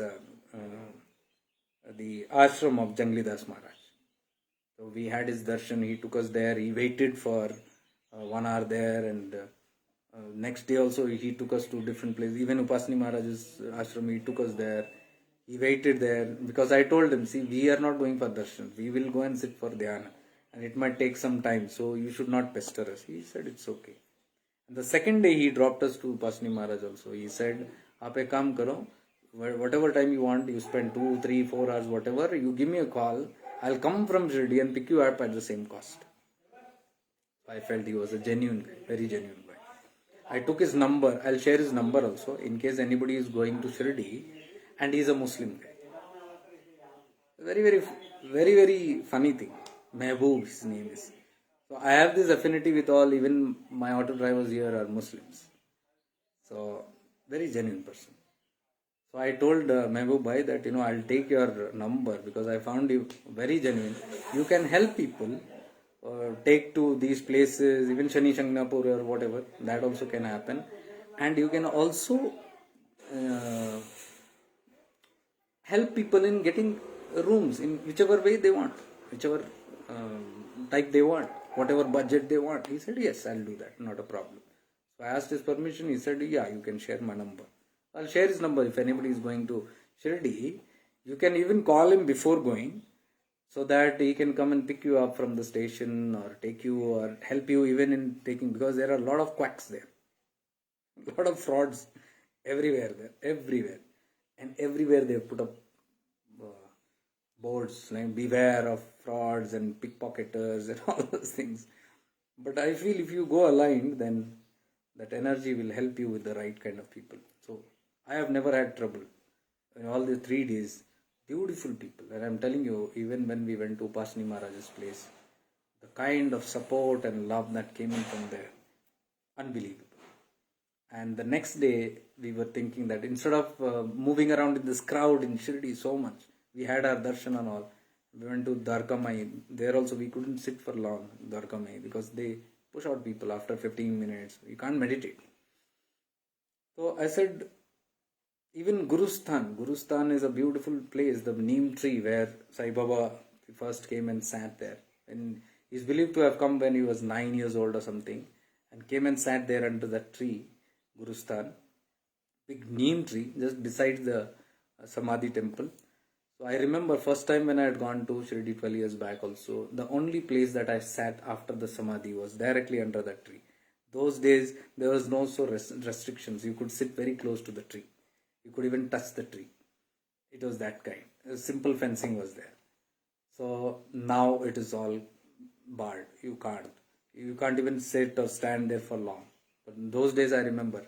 And digging on the history of the place of Shirdi and Sai Baba's place, I came to know that that was one place where the tree, under the tree, at age 9 or something, he had come and sat for a long time. And the first place that he sat in Shirdi was in that, under that tree. And then some even reveal that there was a body that was unearthed from under that tree. He only unearthed it. There was a skeleton which was given a proper samadhi or something like that, saying that. So in some versions I've heard that that was the guru of Sai Baba in a previous incarnation. So he came and sat at the guru's place. That is why the Gurusthan it is called. He came and sat near the tomb of the guru, and then the proper samadhi was given. That's one way. But the other version also says that Sai Baba in the previous janma, in the previous incarnation, had meditated, done tapas underground in that place. So it is his own skeleton in a previous incarnation. Whatever the thing might be, version might be, but it's a very, very divine place. These are places where not much public is there. Probably they don't know, because only a meditator can understand the value of such places. If you are moving around in awareness, this is one place you must be aware of. Be very conscious about the Gurusthan. The Gurusthan, the Chavadi and the Dwarka, these are 2-3 places, and of course the Samadhi place. So after that, we had finished all that, we didn't know what to do, and we still had that thing ringing in our mind, Upasini Maharaj place, because previous day we had gone, it was so silent, so peaceful and radiant of some kind of energy. And Upasini Maharaj is nobody but an Avadhoota who roamed around that place. And during Sai's time, he had come to Shirdi and he had been blessed by Sai Maharaj. It is said that Sainath never had disciples. Sai Baba never had disciples. He had a lot of devotees. But Upasini Maharaj is considered as one of the disciples. One and only. In some text it is said. He was the only person whom Sai Baba blessed. And Sai Baba had even forecasted that, you will be blessed in the Khandova temple. He asked him to go to the Khandova temple and meditate there, and you will get, after 4 or 6 years, some years, you are going to have the blessings of Khandova. And that's how it really happened after that also. Upasini Maharaj, after that, spent his time wandering in those villages, surrounding villages. This village is called Sakori. It's around 5.5 to 6 kilometers from Shirdi on one side. So we were drawn there and we went back there. And me and my friend said, before going, what happened was, I was little doubtful whether this ashram will remain open, because most of the ashrams in the afternoon they close, and it was already 10 o'clock. I said, by the time if we reach there and if they close down, then it's very far going and coming. So I said, let me call. So I started Googling Upasini Maharaj's place, and then I got the ashram website and all that. I called 3-4 numbers, but some were dead or some were not available, temporarily withdrawn, all that. So finally, I got one number which said accommodation. I said, okay, accommodation, let me find if somebody is there. At least I can just ask the time. I called and dialed the number, and somebody by the name Kulkarni picked it up from the other end. And he was very kind. The moment I just greeted him and said, I just want to know a little about the ashram. He said, what is it? Tell me. I said, I just wanted to know if it is. No, he said, kuch nahi, please come here, you are most welcome. And he was like very, very casual, and he asked, please come down. क्या कर दूँगा? अल्ले आ जाओ. नहीं आले. So all that we done was, in the call, I just made a call to him, and then this person just guided, and he said, you are most welcome, please come this side. I'll be there, and even if I'm not there, somebody is there, will take care of. Then he said, I'm 20 kilometers away from, I don't know why he was telling I'm 20 kilometers away from here, and I'm attending a marriage function, otherwise I would have come and helped you out and all that. Then I said about auto, how do I come and go? He said, don't worry, anything, you just take one auto and come there. How you need to be dropped back and all, we'll take care of it, don't worry at all. And if you need even place to stay or refreshment up, you'll do that. And this is because I told him, we are coming there and we don't want anything else. Because the moment he said, you're coming, you please go directly to the Bhojanala and tell that we need food for so many people. I said, no, we don't want any food or anything, we are just coming to meditate there. We need some place to just meditate in silence. So from that he started telling, no, don't worry, we'll take care of everything, we'll come and help you drop back and all that, just come. And then he said, I'm going to call immediately my wife there. My wife is doing seva there all the time, and me, husband and wife, are all the time in the ashram. So I'll call my wife and tell, you please meet her. I said, it's okay, that's all okay, we'll just go. He said, no. You will know about that place because she has been very dedicated to that place. She will explain to you all that place. I said, okay. And then we took an auto and we went there. And the moment we went there, I called him up back, Mr. Kulkarni, and said, we are here. He said, okay, I'll just call my wife, go and meet my wife who's already doing seva there. He told the name. And when we went inside, she came and very, very divine people. She came and she suddenly said, yeah, somebody had called me, my husband had called me. She said, somebody is coming, come. She took around and she took us to that Samadhi place. She explained everything about A to Z about Upasini Maharaj and all that. And I was keen to know who is she. Then she said, we are the fourth generation of the devotees. My father's actually served him. My father actually has also seen him as a child. And we are all dedicated to this ashram. So we are all of the matas that I said. There were many kanyas, 30 or 34 kanyas, which Upasini Maharaj had initiated.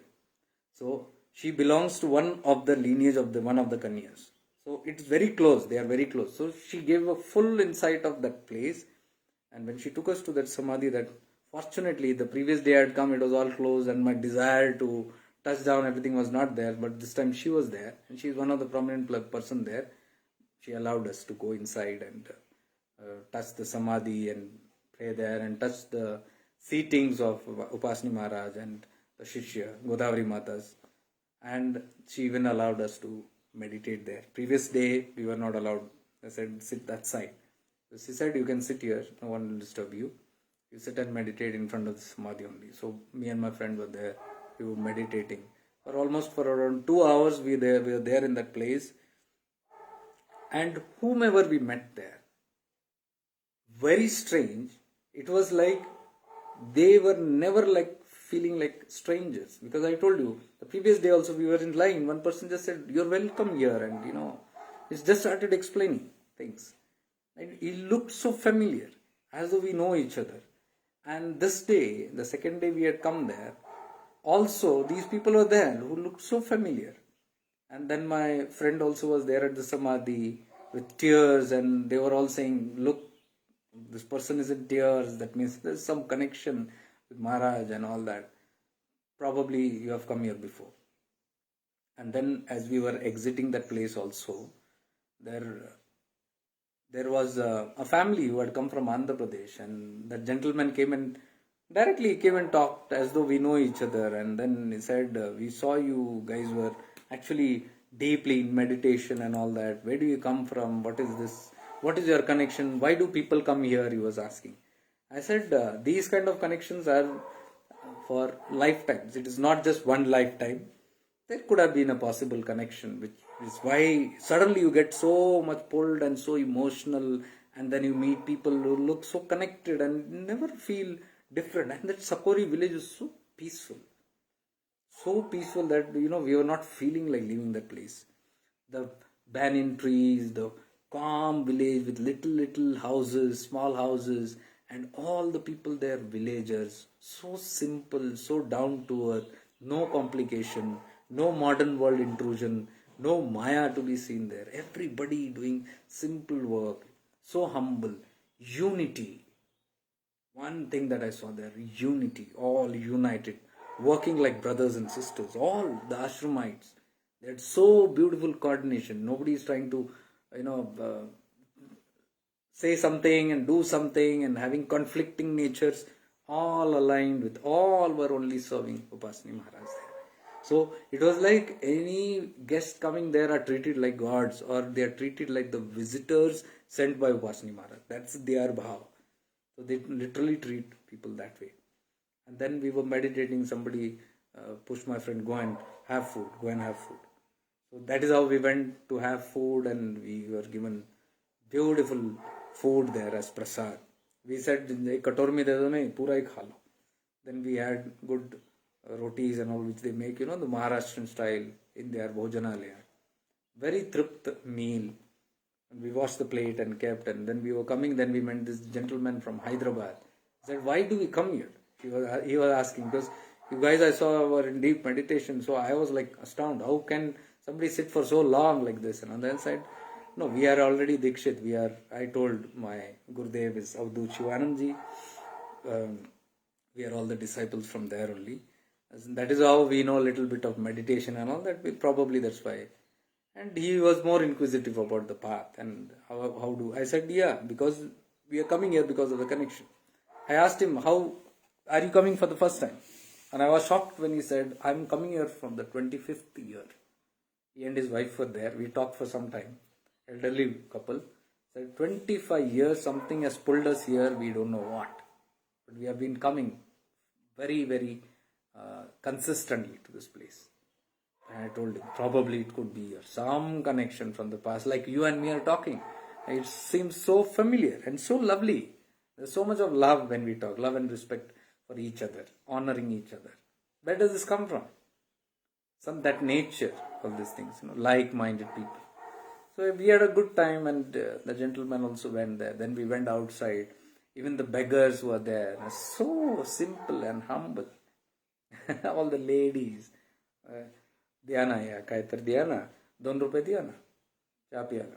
They're like, give 2 rupees, no, just to have tea or anything. I said, no, we'll do something else. Then we counted the number of the beggars who were there, and a lump sum amount we said, you distribute and take. And they were very happy. Even the people who were selling Peru and Goa, we purchased that also. And the garland. You don't need garlands, but then it was not needed. So most of the thing that we brought was only for them. Like, take the garland, okay. They used to say, "Ye fool mere taraf se ek chada lo na. Ek chota sa hi hai, 10 rupees na, 5 rupees." Such humble, such a simple, satisfied village. Who is satisfied with 2 rupees in today's date? Who is satisfied with 5-10 bucks? Even if you give $5 or $10 also, people are not content. And here they are happy with just 2 rupees. Not young, old ladies, simpleton village women. You can see the simplicity, the smile, the innocence. So much of love. So that Upasini Maharaj's blessing can be seen, that grace can be seen in that Sakori village. So beautiful. So we spent a couple of hours there, and Mehboob Bhai, I told, we'll call you. He had only told, whenever you finish, you call. But here when we come out, we see that he's already standing with the auto there. And then he tells me, no, I was free after my namaz. So I said, what to do? I came here. And I've been waiting for 1 hour outside. I said, you should have waited. No, it's okay. What will I do there? I came here. So, such kind of people. Then he took us back and he dropped us back. Very nominal rates. Then I told, you are one person whom I don't think you are profiting. So you look at, the goodness of the other people also. They should not be at loss. You should also not be at loss. fix something. I will put your numbers and give it to anybody who's coming this side. He was happy. So that's how we went, and then he took us to Kokamtan. I told if we can go, because previous day we had gone, and then we learned that because before when I had gone 12 years back, I had gone after contacting Vijayanand Swami. So he knew some devotee there, and he had given a call, and it was possible. So those days, Maharaj used to sit in his kutir. I'm talking about Jangli Das Maharaj. He used to sit in his little hut.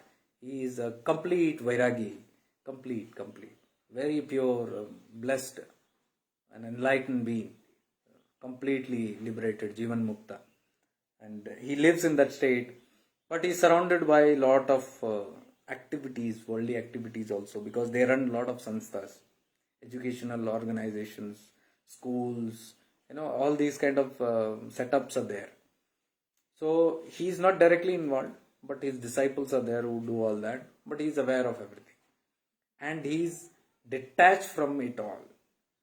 So that in my first visit 12 years back, I had come to know Jangli Das Maharaj. He is supposed to be the reincarnate of Jangli Maharaj, who used to live in Pune. Jangli Maharaj was a very ferocious kind of a sadhu, angered, those kind, what we are talking about. And he had a lot of siddhis. In Pune, there's a very famous road called Jangli Maharaj Road. Very famous. So there only Samadhi is there. So in those days, in the late 18th century or early 19th century, it was all jungle there, Pune. So Jangli Maharaj used to live in that area, and he had a lot of siddhis. He was very powerful. But he used to do wrong through that, through those powers. And that was the time when Akkalkot Maharaj also, a great Mahapurusha, was there. A great Avadhoota. He's supposed to be the incarnation of Lord Dattatreya. He's also known to be a pre-incarnation of Bhagavan Nityananda. That is why you can see his name mentioned in Nityananda Arti. Pratama Datta Rupa Hoshi, Dvitiya Sripada Hoshi, Tritiya Narahari Hoshi. And it goes on. Even Akkalkot Swami Hoshi, Shirdi Sai Nath, they're all supposed to be the incarnation of Dattatreya. And in Kali Yuga, they say Nityananda, the same form came as Nityananda. So Akkalkot Maharaja used to be in that place, and he was very powerful. So they came across each other, and Jangli Maharaj wanted to do some spell on him also, as he does for others. So he tried to do that through his siddhi, something on Akkalkot Maharaj, and Akkalkot Maharaj's Swami Samarth laughed at his pettiness. Then when he came to know that he cannot use his powers on this great one, Akkalkot Maharaj in a very different way taught him a lesson and told him not to indulge in this kind of work. He said, if you are using your powers, use it for the betterment of the world, not for these kind of things. So that created a new awakening in Jangli Maharaj, and then from that day he left all these things. So he moved around in that jungle and that area in Pune and started doing for the betterment of the society. He started helping people and all that, and then he became a great Avadhoota there, and his Samadhi is there in Pune, Jangli Maharaj. His reincarnate is known to be as Jangli Das Maharaj. Oh, it's a big story how they were born, and how when Jangli Maharaj left his body, he said that there are certain hints which I will come back, and this is how you can identify. And all those things were there in Jangli Das Maharaj as a child when he was coming up. So that is how they realized, and Jangli Das Maharaj had a clear vision and that experience of Jangli Maharaj, and then it was revealed. The people got to know that he is none other than a reincarnation of Jangli Maharaj. So Jangli Das Maharaj is living in Kokamtan. That's around 7 kilometers further from Shirdi, on the same highway that you go in front of the Shirdi temple. If you keep moving towards 7 kilometers ahead, you'll get this place called Kokamtan. So that's how I had gone first time 12 or 13 years back. And that time I didn't know, my school friends were there, 3-4 of us, and we went and sat in the Dhyana Mandir, and I was only hoping that I meet Maharaj in some way. Our desire was there, intense desire was there. And then we called up one of the disciples. Swamiji had given one number. Try. He said, try talking to them. He said, we have come from Belgaum and if we can meet Maharaj and all. He said, give me some time. And then he got a call and he said, come. He said, we are already in Kokamtan. Where are you? He said, we are in the Dhyana Mandir. So I think in 5-10 minutes, one disciple came in full white. And we were sitting there. He came and asked, you are the person? Yes. And he said, follow me. And he just started walking fast. So we just followed through buildings and all that. So we were not knowing what is happening. We just followed because he didn't talk anything. He went. Some fencing was there, barbed wires were there. He lifted that and all that. He said, where we are going? Then we finally went to a place where there was a small playground type ground, open ground, and the whole ashram in between that. In between the ashram, this space is there like a ground, and barbed wire was there, fencing. We went inside, and in center of that there was a small hut, small. Very small hut, 50 by 50 or 30 by 30, something like that. And when we entered, I saw Maharaj sitting. I didn't know what we are supposed to. So he just led us into the kutir, and Maharaj was sitting there, very calm. His hair was like this, his eyes was penetrating, and that time he was very glowing. So now he's gone little weak. He's become little weak. We had his darshan. Now he's not giving any more darshans. After COVID, his disciples have decided not to expose Maharaj to anything like. And his health also is not in that good condition. So they are deliberately keeping away. So 12 o'clock and 6 o'clock for 10 minutes, 12 o'clock and 6 o'clock, 12 noon and 6 p.m. he gives his darshan. Before that there's a 1 hour meditation that goes on with all the devotees and all that. They are into various rituals and yoga and all those things. But ultimately he is beyond all that. So he just sits there during the whole meditation, and after meditation people just walk in front of him, and hardly, not even 5-10 minutes, he quickly leaves from there. He just gives his darshan and leaves. So this is how we saw him this time. But what I am telling you is like 12, 13 years back, when first time we met him. So that time he was sitting there and he was very quiet, and we were told he doesn't talk. Everywhere in the ashram there was only one sign: Dheere bolo, kam bolo. Talk softly, talk less. This is the main message everywhere. And we were told that he is all the time in mauna, silence. Unless something very much required, he won't speak. So he refrains from casual talks. So that day also he was sitting, one white cloth he had put all over his body. And there was a big wound on his leg, I could see when the moment, because when we entered, he just did his action like this. So we were just 4 of us. We all 4 sat. And my school friends were like zonked. What is this? They have no idea. They had just come to Shirdi visit, and I had pulled them there because they had a car and I had to come through them. So they were like dazzled. What is all this about? So they were quiet, and I was like sitting. I knew about all this, sadhus and all. So he just did like this, and we sat for some time. Almost like 3-4 minutes there was no talk. I'm just looking, and Maharaj is not neither talking, neither interacting, nothing. He is just like calm. He's just there, and sometimes he's looking at each one of us and then putting his head down, but all the time he has a smile on his face. And then I'm expecting, like, I had no idea. He was the first Mahapurusha I ever met in my life since my journey began. So I had no idea what they do. I thought he'll just talk and give us some lectures about something. So I was expecting he'd talk, but he was not talking. He was just sitting quietly, looking here, there, and just smiling at us and then sitting. Then some questions from us, we were asking something, and he was like, half, little bit he would talk, and then I said, I've come from Belgaum, and Vijayanand Swami, I met him, he mentioned about you. He just smiled. He didn't say anything. Then he said, are you all comfortable? I said, yeah, Maharaj. He said, do you have any problem here after coming to Shirdi? We told we had come to Shirdi visit Sai Baba temple. Said, do you have a place to stay and food to eat? See how they ask. Very simple. Do you have a place? He said, yeah, Maharaj. If you need anything, we can arrange food for you. We can arrange. No, Maharaj. It's all there. We have booked the hotel. Then he was quiet. After some time again he said, have you eaten? Then, no Maharaj, not yet. Then he said, then go take prasad first and then do dhyana. Or do dhyana first and take prasad. Whichever you feel better, there is no rules, you can do whichever you want. I said, we'll do that later. I said, okay. Again there was silence. For a long time there was silence. Then I asked Maharaj, do you come to Belgaum? I come, but not very frequent. Then there was silence. Then he said, do you know this person who has the Sai temple in Belgaum? I said, yeah Maharaj, I used to go and sit there every Thursday. For many years I've done that. He said that person, I used to come to his home. Twice I've come there. So that is the only place that I know in Belgaum, and that's Sai temple. I said, great Maharaj, that's very great. So like formally I told him, next time you are there, what do you know? We would be glad to have you. He just smiled. He was just smiling.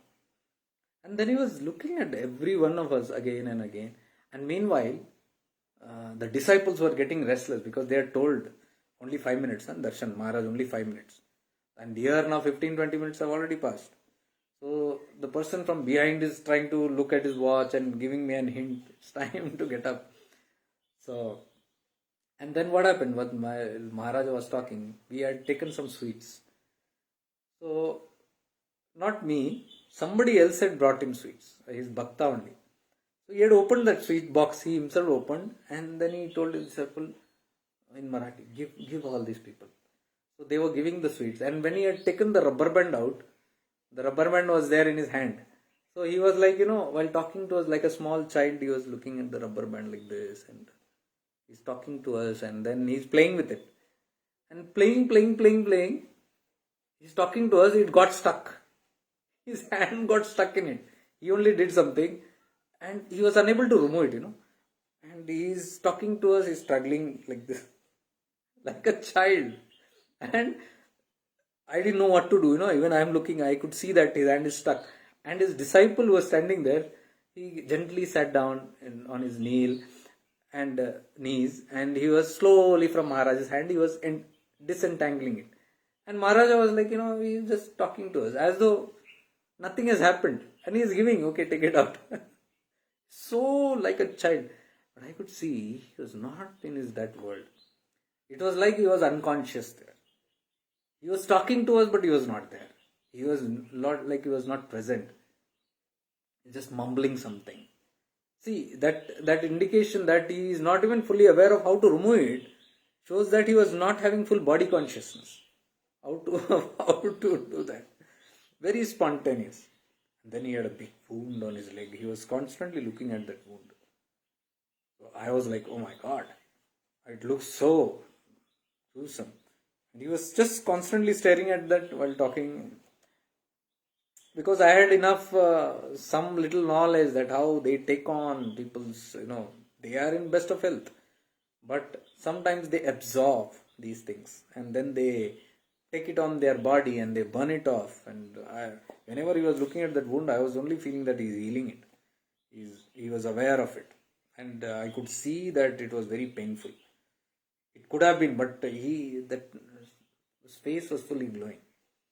That wound was so open, fresh wound. It was like white. And the way he was slowly moving his leg and looking at it again and again, I felt that it could have been very painful. But on his face, it was not there. So in the meantime, all this happened, and then the Shisha said, it's time. Now he had to tell because we were not understanding his language. He said, time Zala. And by the time Maharaj saw him like this, and he cautioned, no. He just positioned, it's okay. So I was on my knees and I said, how can I leave without, because he has not done the talk, real talk. That is what we were expecting. Maharaj, we are just casual talking. So I said in Marathi, Maharaja, आपल्यासाठी काय तर उपदेश आहे तर बोला ना. If you have any instruction for us, please give us. The moment I said that, he was fully enlivened, like, this is what I want to tell you, like that. He big smile on his face and he said, And he said, always meditate here. He said, the Atma is everything. The self is everything. There is nothing bigger than the self. The Guru that you say is here. The God that you worship is here. There are thousands of gods which is worshipped in different forms, but God is only one. And that God is the self. And there is nothing more than that self. So if you want to worship God, worship here. If you want to meditate upon God, meditate on the self here. And his only upadesh was, in time you will come to know. In time it will reveal, everything will reveal unto itself if you just keep meditating here. That's all that my instruction is for all of you. And he said, my friends were not understanding it, but they were happy to hear that upadesh. Then he said, get some biscuits. And small Parle-Ji biscuits he gave with his own hand to everybody. And this is my prasad. And then he gave photos of his Guru. And he said, keep this. And then he said, if you get time, you visit that. We have another samsan, he said, which is on children's and all, they are training there. He said, if you get time, you go there and see. So sometimes, like kids talk, sometimes I go there and sometimes I'm here. Sometimes people take me here, there. And I told Maharaj, I had seen one YouTube video of yours where you were doing this havans in Poland. You had a lot of disciples there and all that. So he smiled. He said, yeah, wherever people call, I go there and all those things. That's all he said. And then once he gave this upadesh on this final one, all he said was, now you go and have your food, or you meditate and have food, or have food and meditate, whichever. And then he became silent. Then he didn't talk any word. Then he was just silent. Then after that, 2-3 gestures from our side also, he was just silent. I think he had returned into his form for that, only that purpose of interaction. Yeah, and what beautiful happened before that was, we didn't know what to do. And we had brought little fruit or something, and we thought we should have brought something. So we didn't know what to do. We just closely, all my friends, we said, we'll keep some dakshina here. And said, okay. We picked out some common, whatever came in our hand. And I didn't know what to do, because those days, and he's such a great Mahatma, but I kept it at his feet. I said, please accept this. And he looked at that. What is that amount? He just looked at it. And he looked at us, everybody, and he said, in Marathi, so much you have given, so much you have all given. You don't know how much. Because I was feeling this, what is this small amount, what to give in this, So he was like assuring that, what you have given is so much you have given to all of us here. He was in that kind of mood. And then finally when he said, go have your food and all that, and he turned silent, then I came to know that's it. Now there is no point sitting here. Then we got up and prostrated, and reverse gear only we moved out on the cottage. That was one of the most beautiful experiences that I had, which I wrote a blog also in that day. And then we returned. So this time I learned that all those things are not possible. The darshans are not possible. He has stopped giving darshans and all that. So he is one Mahapurusha. I don't know if people have heard about him also, because he is not a public person. He is never public. Even they have big satsang, thousands of people gather, and they have all these pravachans and all these discourses going on. But Maharaja only sits there. Somebody from his team does the preaching. He doesn't even preach. He's just sitting there in Mauna. Somebody is doing this, he is giving darshan to people for 1 hour, 2 hour, whatever those programs is. But he won't talk. So that's his different kind of nature. So this was our trip. Then the second day also we finished the Kokamtan thing, and then we came. We were happy with all the beautiful experiences that we had there, and very simple, silent kind of places there. We came back very satisfied and happy. And that's how I came back yesterday to Mumbai. I had a train from 8:30 from Dadar to Belgaum. And then I was thinking, should I go to Pia Haji Ali? And then I thought it's a little far, because while coming previous 3 days before, when I had entered Mumbai, I had gone to Siddhivinayak. Siddhivinayak is very close to the other station, only 2.5 kilometers. And there also a beautiful thing happened. Because when I was in Siddhivinayak and I had to return to the station and train was going to come, I had my grub very quickly. And from Siddhivinayak to get a taxi to Dadar is very difficult in the peak hours especially. Because it's only 2-3 hours from there and nobody wants to drive in that traffic because only, not 2-3 hours, 2-3 kilometers only. But to drive in the traffic and reach there, it will take half an hour, 40 minutes. So nobody likes coming that side, especially to the other east, because that's where the station is. I had this before, but I forgot about it. Now, after Siddhivinayak, I was trying to book a taxi, a black taxi, bike, even on the Ola, there are bikes and all, not getting. Drivers were just cancelling it.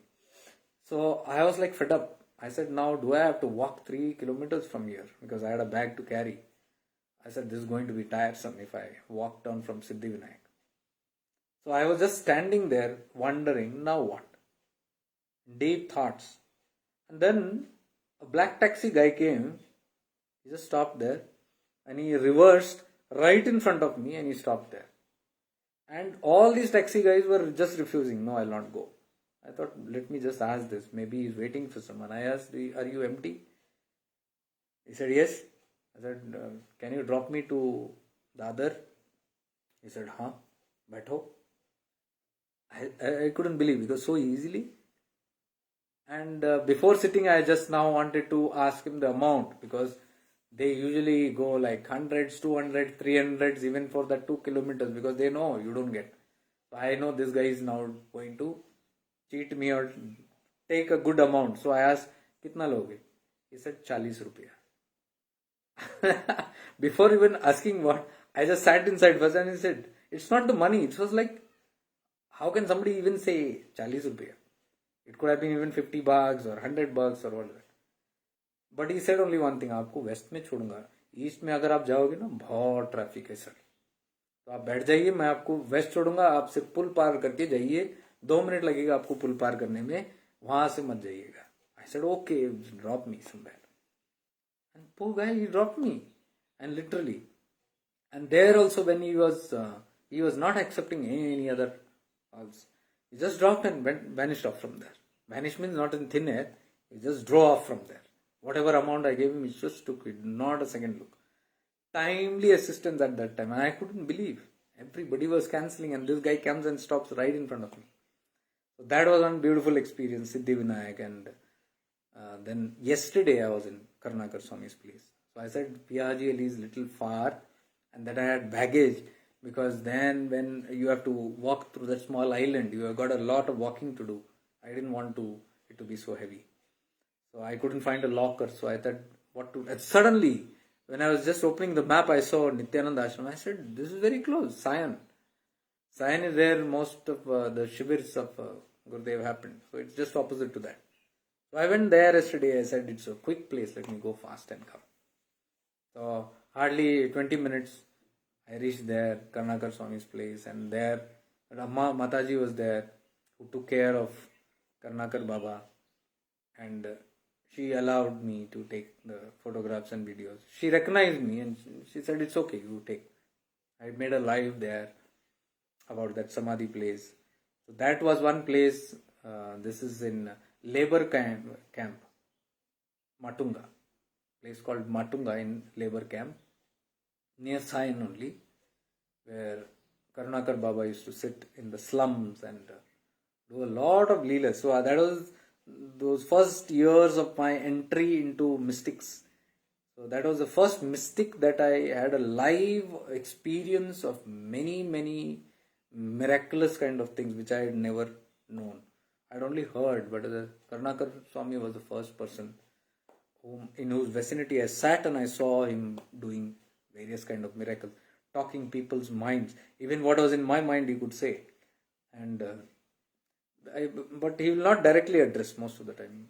So when I'm sitting there, I'm sending him some signals and I'm asking him something through my mind. Suddenly he will give the answer but to somebody else. He'll look at somebody else and he'll be talking the same thing.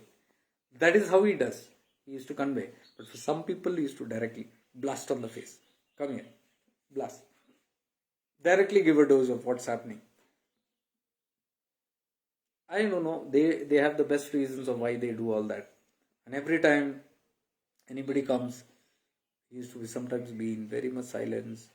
When he's in silence, you could see that he's perceiving, because his eyes used to be open and he used to sit like this with his specs all the time, and he used to be contemplating, and then suddenly you look at someone, and then he'll be doing this way. Then you can understand something is happening there, and then he'll start talking something about that. He would even say, where people are coming from, what they have done before coming. Those things also used to happen. Like, somebody walks in and they say, so you had a pan. The pan was very tasty and all that, Or you had your food, this meal, something like that used to mock. And what is happening in the minds used to sometimes speak. And there are various times when I was there, and I used to get scared of it, because we are not all pure people. All kind of stuff is happening. So I didn't know what you would blurt when. So whenever I used to enter that space, I used to be very scared in the start. So he used to be looking at me like this, literally. And then he used to, if I had some fruits in hand, he would do ishara, keep it there on Nityanand Baba's idol. So I used to quietly keep, and he used to be quietly looking till the time I come and sit and all that, expecting some blast, but luckily nothing used to happen. And then many incidents happened. There was a lady who was sitting there, and suddenly she looked at the lady, and he started just blasting her. Like, why did you do this? Who told you to do this? Why had you done this way to that person, and that person did this to you, and this happened to this? You were all that blasting, and she's weeping there. He's crying and weeping, and he's blasting. All these things used to happen there. And then Manju Anna was there, Manjunath Anna, who actually took us. He was very close to Karunakara Swami. He used to always go and sit there. Very silent person. He's from Borivali. He was one of the persons who took us in his car in the first visit. The other times I had gone with Vijayanand Swami. So there also, Manjanna used to sit next to him. He was very fond. So he used to talk to him in Sirsi language.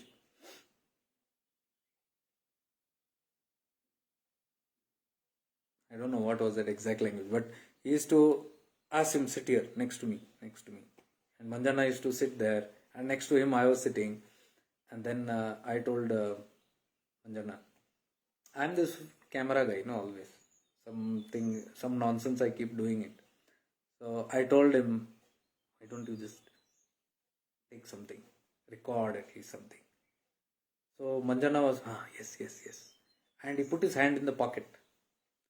And no more he had put his hand in the pocket.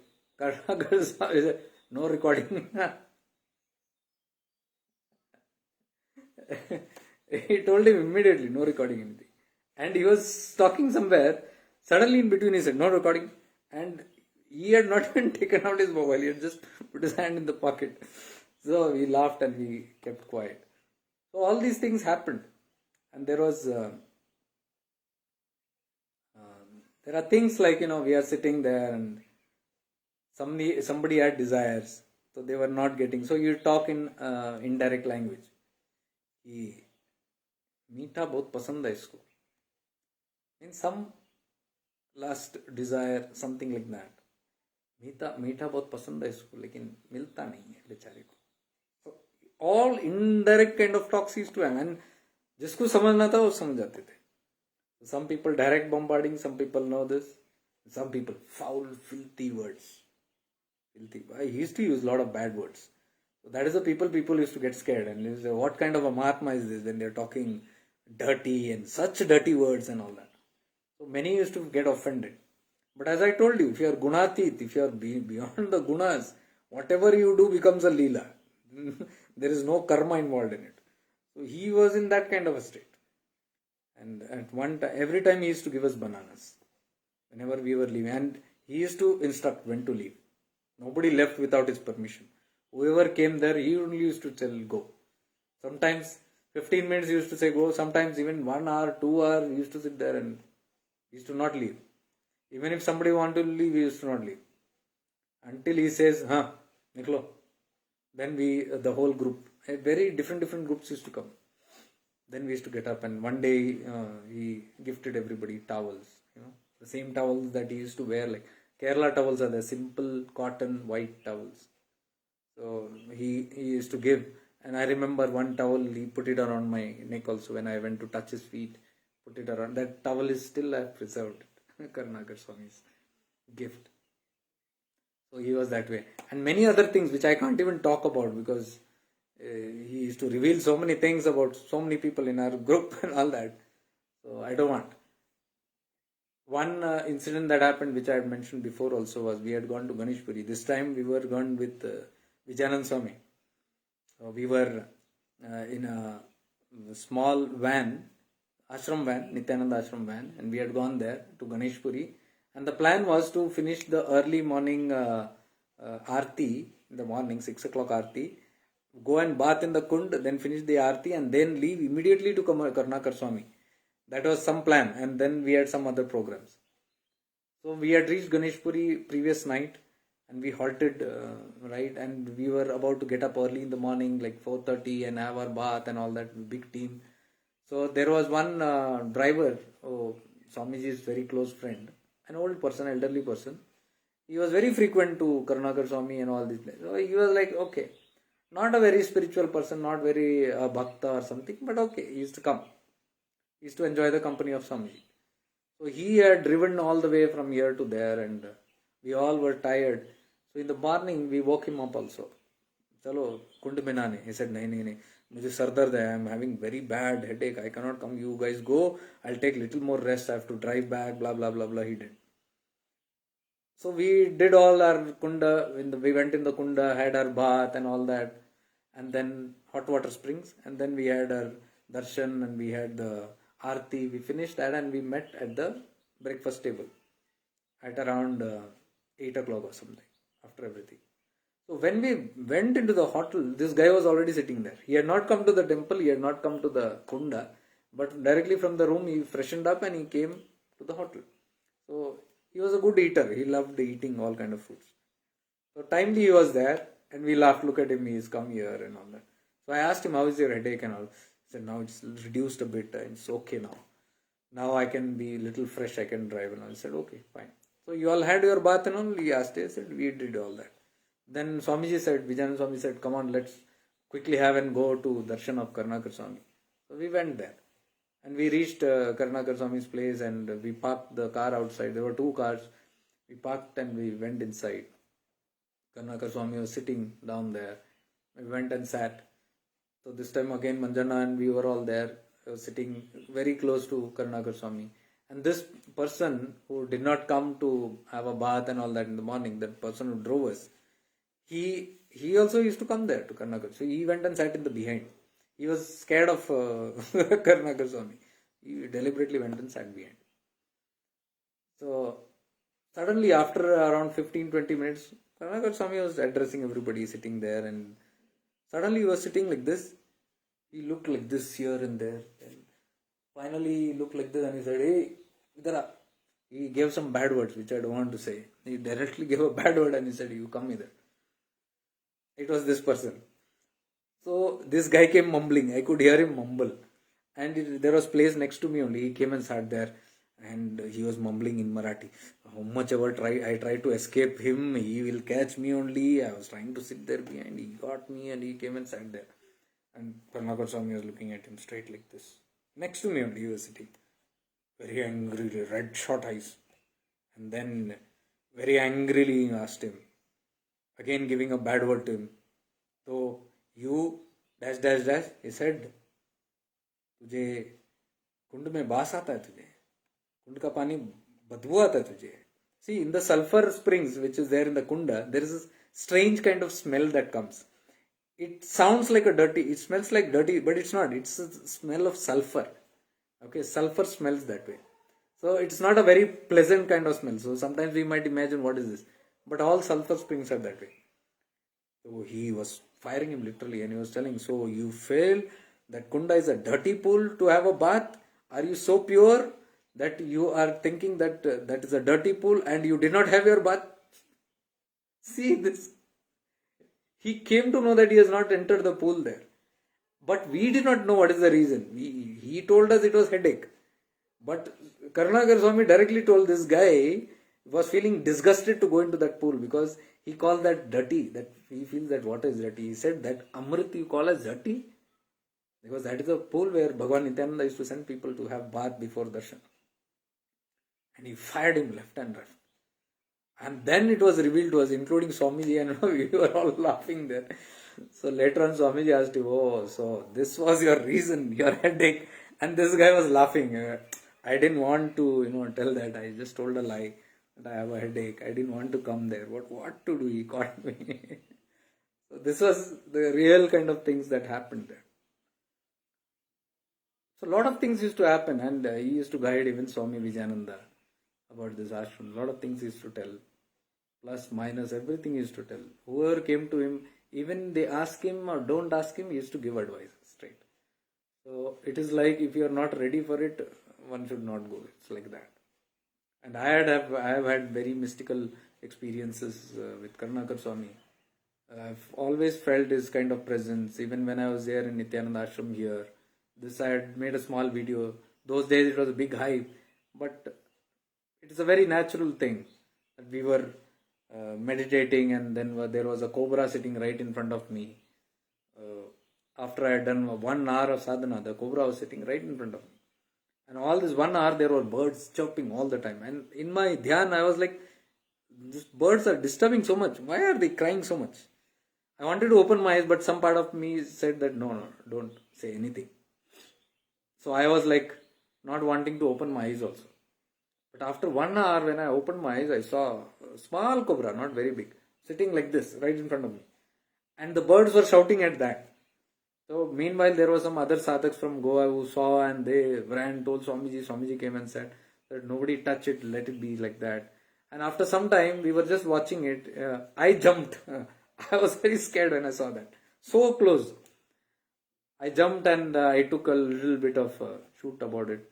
And then it slowly slid and went out into the farms, into the fields. From there I went to Kanjangad, and Swamiji had to go to Ganeshpuri. So he went this side, I went that side, south. So he had to meet Karunakara Swami again. So he met them. After 2 days, when I was in Kanjangad, I called Swamiji after 2 days. Just casual call. I was saying, "Where are you, Swamiji? Have you reached Ganesh?" He said, "Yeah, I went there, and you know what? Listen to me. I had gone to Karunakara Swami." And he said, the moment I stepped into the hut, the first thing that he said was, "So you guys are all scared of a snake?" And he said, "Can't I come to see you all in any form?"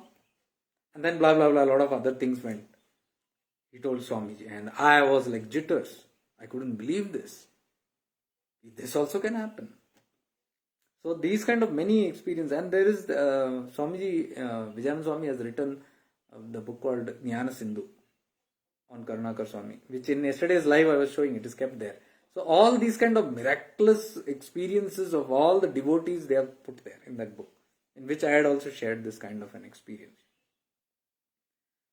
So he was one great mystic which we lost, I think 2017, he left his body. And the people who was doing seva, the Amma who was doing seva, she used to take care. Even those days, I used to see that she used to take complete care of Karunakara Swami. She was there serving through his whole life. Even after that, the Samadhi is now being taken care of the Amma only. Her son is there, Tarun Shetty, whose number I put yesterday in the live. So that I saw that they have begun Bal Bhojans and doing good things there.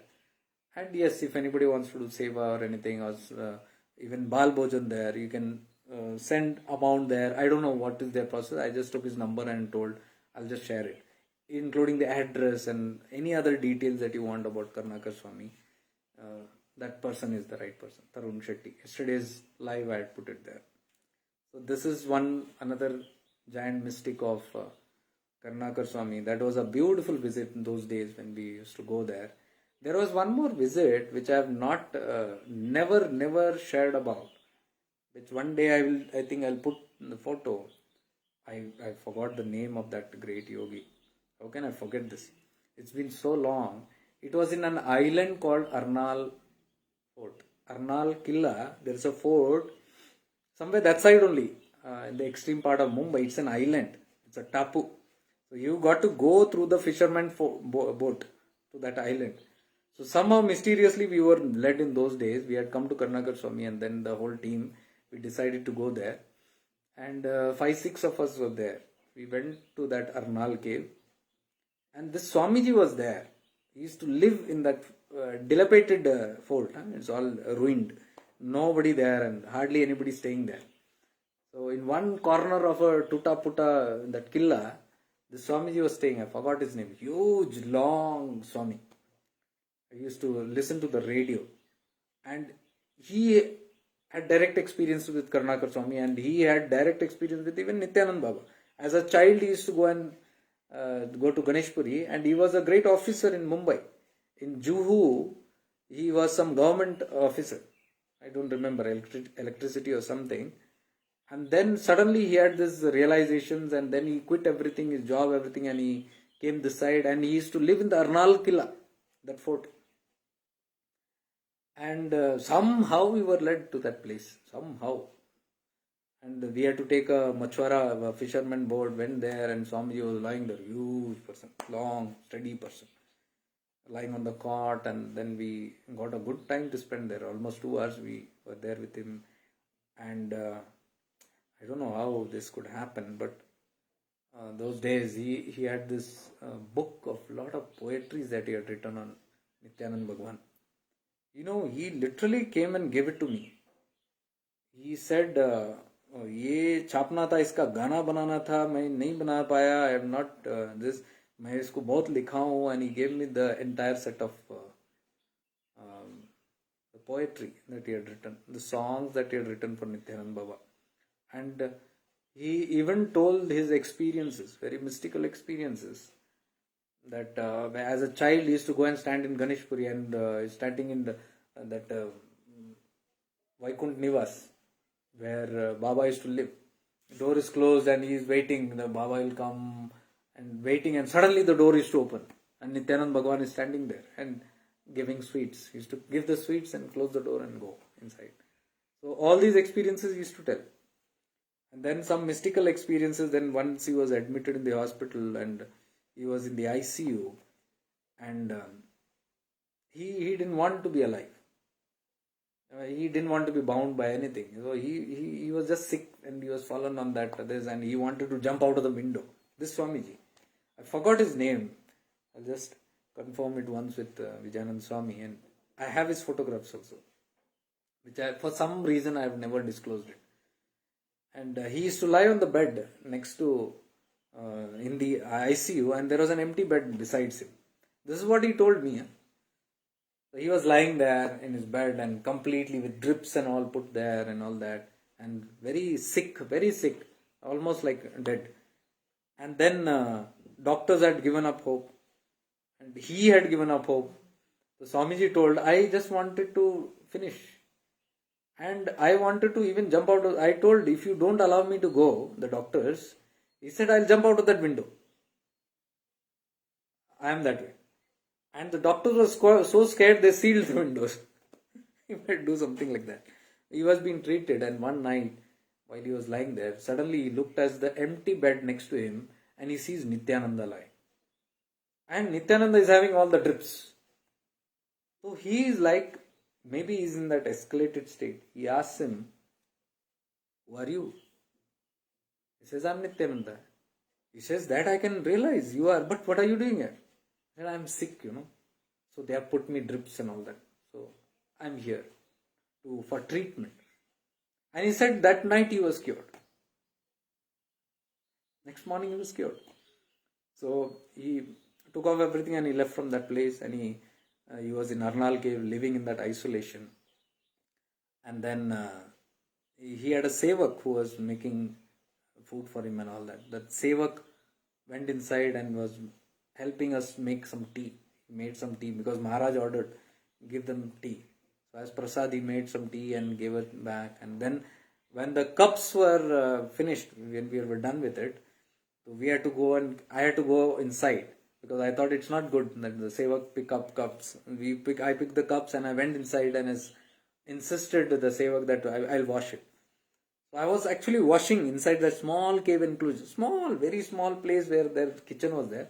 The other place was all shed and all put, plastic shed, temporary sheds to protect them from wind and rain.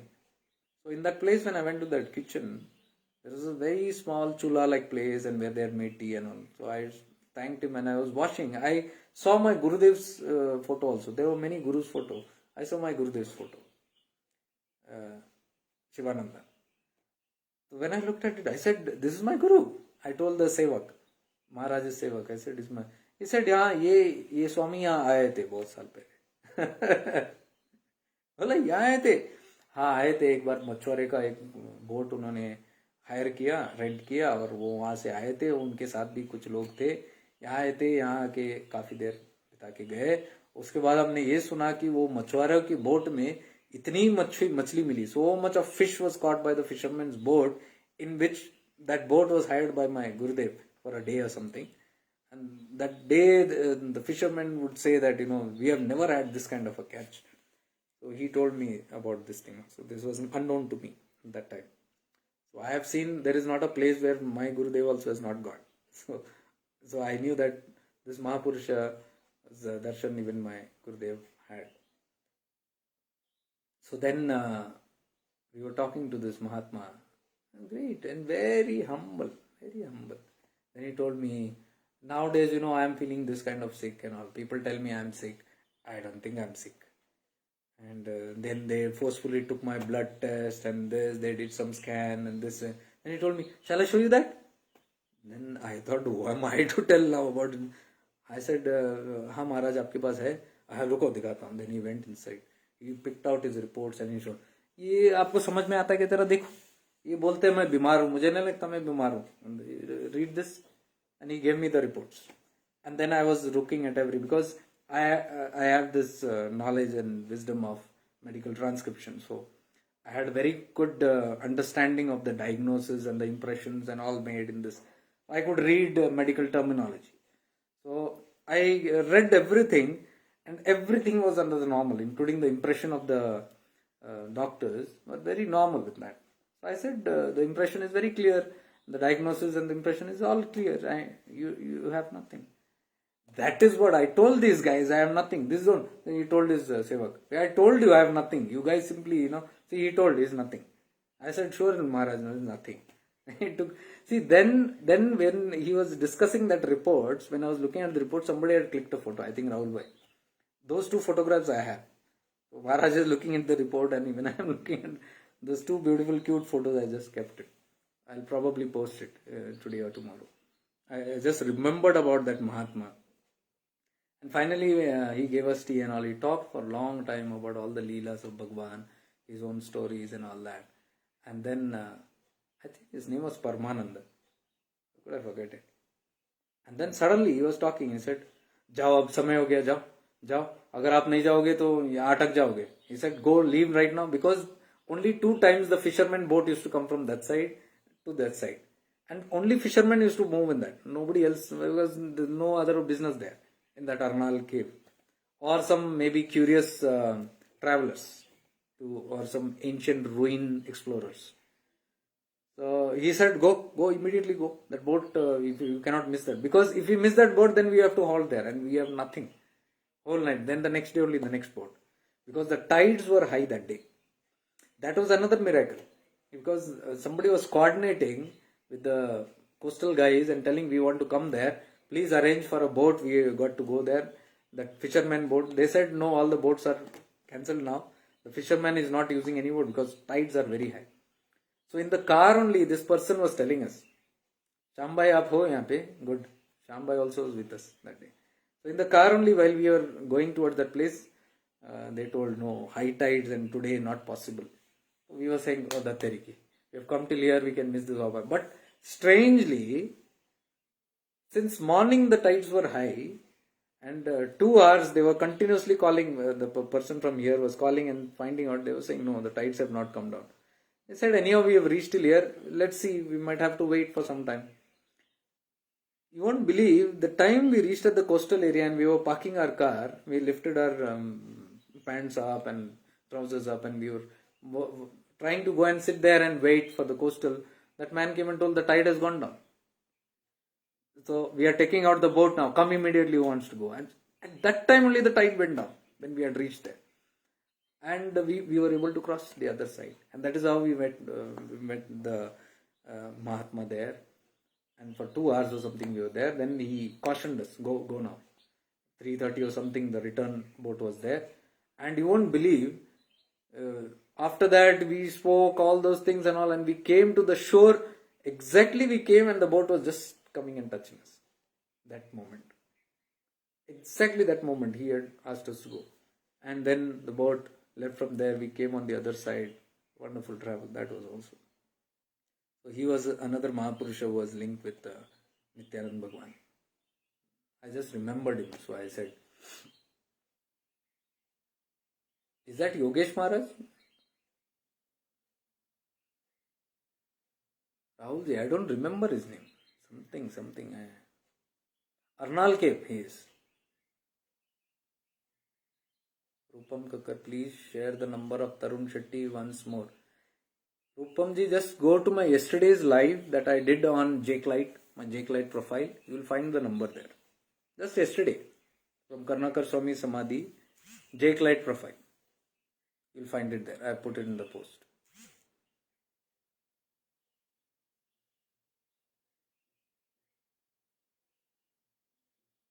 Vivek Kumar, Jake Bhai, request you about void, emptiness, which is real state, and not fear about it.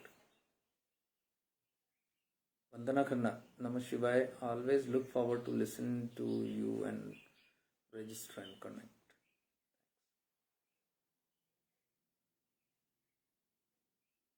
Any other messages here? Anita ji, your lessons on mindfulness are so very useful and powerful. No, I don't teach mindfulness. I've made one video in which clearly I've defined mindfulness is not awareness. Awareness is not mindfulness. Mindfulness is just alertness. You just become alert and you are just conscious. Like if you're driving and if you're alert, you are an alert driver. You are a mindful driver. If you are eating and you become alert and conscious at that moment while eating, you become a mindful eater. While reading, if you become alert, you become a mindful reader. Awareness is not about that. This is what I call as gross awareness. You have gross awareness or what you call as even conscious. You are conscious about it. That is awareness, but that's not enough. That is a faculty which everybody has. Even a driver can be mindful. Even a diver can be mindful. A swimmer can be mindful. A teacher can be mindful. A parent can be mindful. Even without being taught, because that's the nature. But what I'm talking about awareness is the you. The real I, what I'm talking about. The real me, that is the self.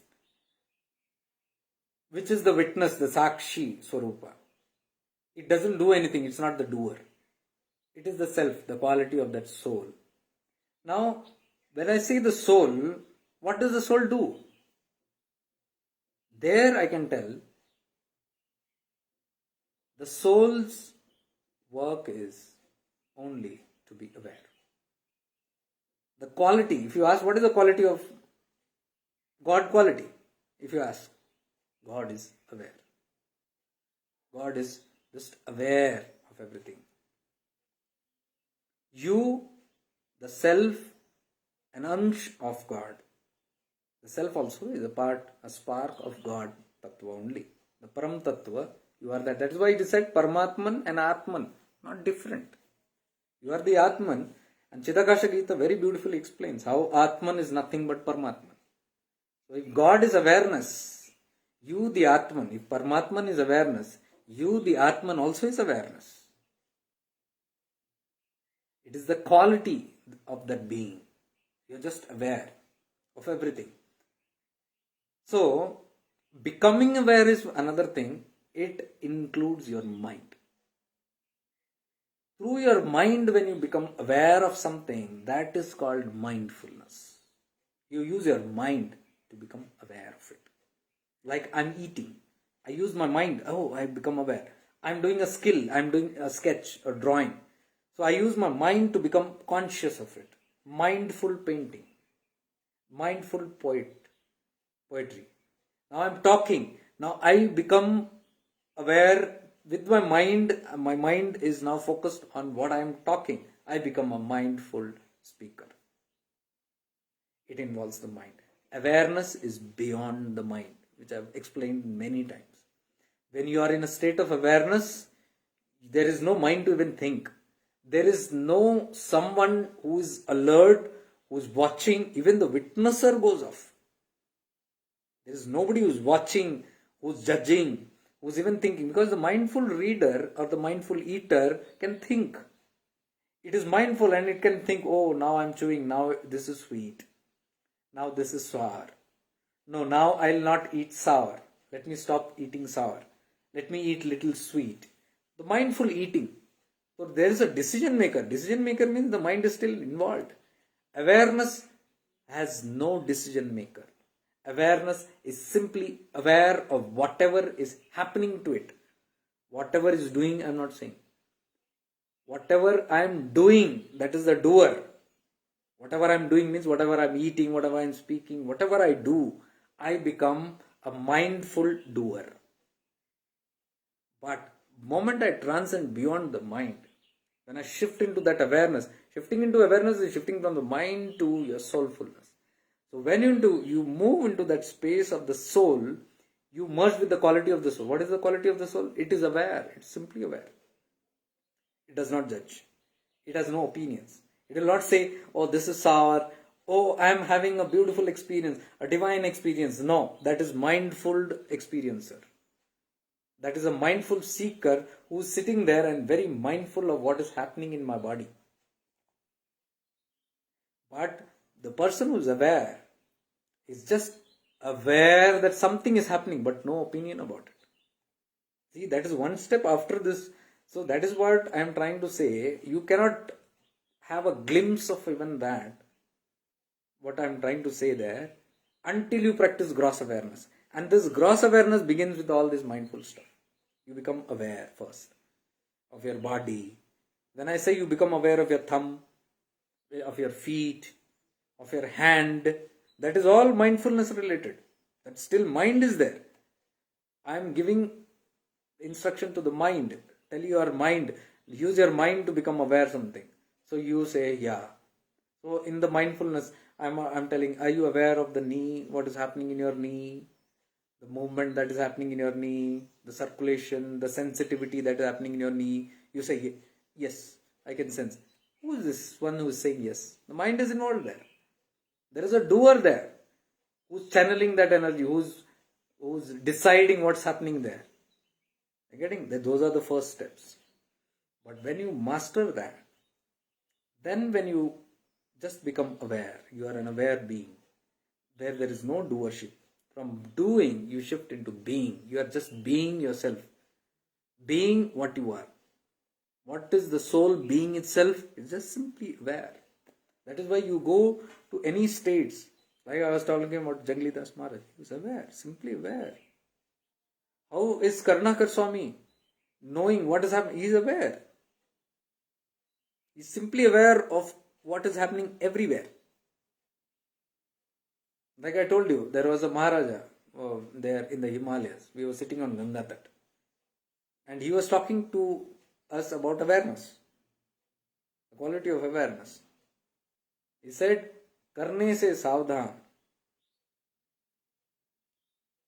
करना में मत पड़ना, करता में मत पड़ना, करने से सावधान, होने में सजग. This was his code word that he told us. करने से सावधान, be alert about the doership. Hoshiyar, beware of doing. He said, होने में सजग. Be aware of your being. He was giving this pearls. And while he was telling me, probably because that was my subject all the time, and he was telling, जागरूकता नहीं है तो कुछ नहीं है जिंदगी में. If awareness is not there, nothing is there. And while he was talking on that Ganga Tata, and I was taking a selfie recording of his, I'll share it while he was talking. So I could see myself, Swamiji, and my friend, three of us sitting like this. And while he was talking in that, and I'm seeing in this, the recording happening, I can see somebody coming behind. Some person comes behind in yellow clothes. I can see that person coming, behind us. And I became aware of that person. Somebody is coming because I saw. Now, this Maharaj is talking. He's just talking. He's not even aware of I'm shooting or whatever. But suddenly when that yellow person appears, he turns back and looks. And immediately he tells, did you notice that? Somebody came behind me, I became aware of it. This is awareness. Mindfulness cannot give you that. Mindfulness, you need your mind. And these kind of awareness, the mind cannot give. The doer, mind cannot give. When you are only in your being, not the doing, karta purush mein, when you are just in the being, not in the karta, that these things happen. You are simply aware of everything. So when you are sitting and you are living in awareness, you are moving in awareness, whatever, you are just aware of whatever is happening to you. Even some nonsense is coming in your head, you are aware of it. Mindful means you will say, no, nonsense nahi. I have to think now, good thoughts. You cut off the negative and you bring out the positive. So there is a doer there. You are not in the being yet. Being means it has no absolute problem with negativity or positivity. Acha thought hai, bura thought hai. It is in acceptance. So this is what I said. The first step in awareness is acceptance. Swikriti. You are aware of your vasanas, your kamnas, your negative tendency, your positive, everything. You are not trying to fight anything. You are not trying to become a doer. Oh, ye ganda hai, main ye soch nahi soch. You are just aware of it. Oh, gandagi hai mere mein. You are an aware being. That does not make you bad or anything. It doesn't make, but you are aware of where you are in life. So, एक स्वीकृति आ जाती है, एक acceptance आ जाता है कि I am here on the milestone of my journey. That will keep you humble, first of all. That will reveal to me who I am. Who I am, I need not prove to the world, but I should know who I am. The biggest problem in spirituality is when I don't accept who I am. Because when I don't accept who I am, I will pretend to become somebody. Problem begins there. Because I cannot accept I am this way. I have this avaguna in me. Swikriti nahi hai. But once you say this is there, you will become aware. And the moment you are aware of even your negative tendency, it cannot function. Like I told you, the CCTV. Somebody coming into the room. CCTV is doing nothing. It is just witnessing it. The robber looks at the CCTV and shies. Oh, I cannot see. Let me run away from it. It will run. I had to chori karne. It had come to rob. But the moment it became aware of the camera, it came to know something is watching me. The act died down. Can it rob? It is no more a robber. The act has dropped. This is what awareness does. When you look at this and you accept this wrong thing also is happening, the power of this awareness will melt this down. This wrong tendency will start dropping down. That is what happens in the power of awareness. Because that is the pure quality of the soul, the being. So that's how we purify, not by doing. Oh, I've got a wrong. Now what should I do? Papa punya. I've got a papa now. Now let me go and offer some money there. Let me go and do tapasya. Let me go and burn this year. Let me do some favorable things to somebody. Let me earn the punya so that I can. This is all doership. Doing for this. Because I'll explain, I think next Sunday or something, I'll take this in detail, Upadesha Saram. I want to talk, it's not what it is. Upadesha Saram of Ramana Maharishi ji, what he talks. It is not as simple as it is. The whole idea of doership and non-doership, it is very, very deep. So usually it is said that we got to do, but in doing there is a catch. I don't want to go right now because it's a very deep thing. Because in any kind of doing, if you are not aware, please know all sevas that we think we are doing as is done out of gunas. You cannot help it. Even you thinking that let me earn punya and then you do a seva or an action, a karma that you do is influenced by some sattvic or rajasic tendency. The moment there is a tendency there, the phala, the fruit of that action also is coming with the same quantity, quality. You can't help that. Even if you say, I'm doing a good karma, but inside some impure bhava is there, some ashuddha bhavana is there, somewhere which your conscious mind you are not catching, but you feel you are doing good. And you might do it your whole lifetime, but that impure bhavana will get polluted in the phala of that karma. So, that is what Upadesha Saram, Upadesha was given by Lord Shiva. What you feel you are doing is for a good cause, is only entangling you in your Punarabi Janmam, Punarabi Maranam. You are not aware of that. Your sankalpas, your kamnas only are binding you towards the result because you feel the kamana is pure. But let me tell you, these kamnas are influenced by gunas. Either it is rajo guna, tamo guna, or even sato guna. They will bind you to further lifetime because to experience the phala of that karma, you have to come back here.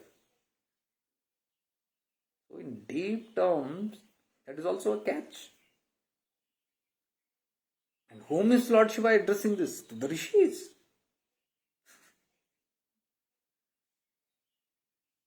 So you can see how sukshma these things are. Very sukshma. Upadesha Saram is very beautiful. If you go into it, you will be so wary of the doership.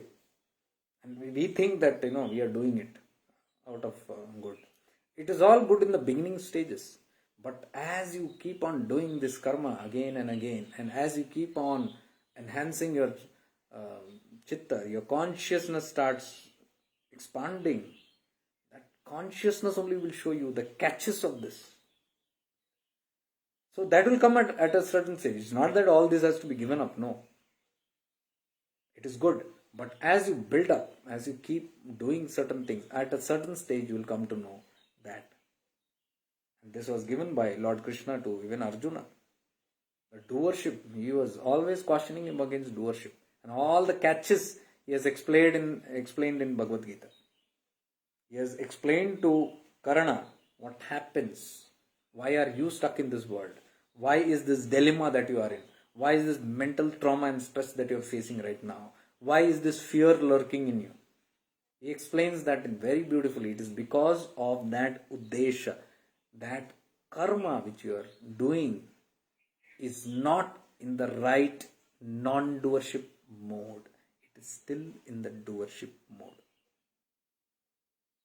So there also Krishna is asking him to shift from that mind ego into the space of awareness and consciousness. Shift from there into non-doership, from doership to non-doership. And function from there your dharma. When you function from that mode of your soul consciousness and awareness, pure awareness, whatever you do becomes your dharma. That is a pure karma. And the more purified it gets even out of the gunas, the three gunas, beyond the three gunas. It is not influenced by any of these gunas, then it's a gunatit karma.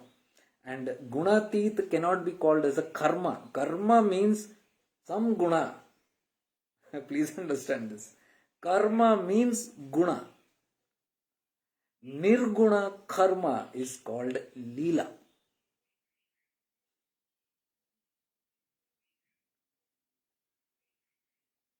Those who understand with this, fine. Those who do not understand, still fine. But have this in your awareness.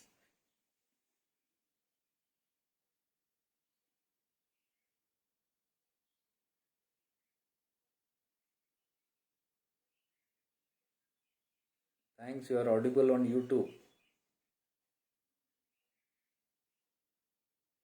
Oh, I think it was.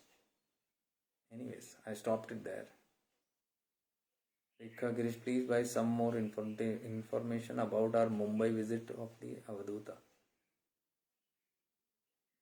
I just shared it.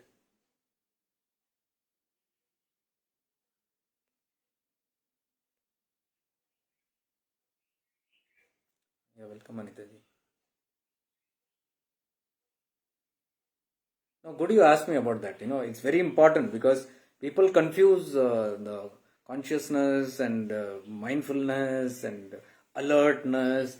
Ekagrita, they tell it's awareness. No way, Ekagrita is not awareness. What Patanjali Yoga Sutra talks about, Ekagrita is not awareness. Ekagrita is one-pointedness.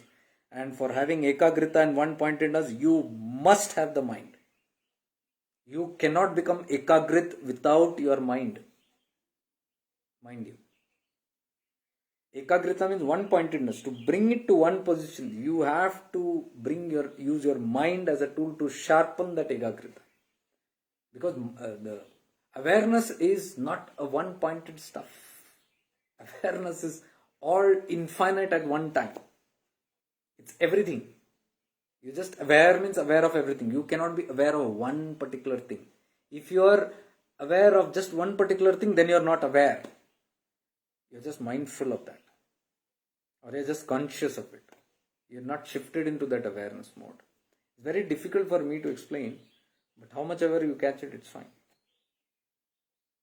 It goes to the state because when we go into this awareness, and then when you enter into that soul mode and you come to know the quality of this soul is awareness itself, and then is the state you say that I am awareness.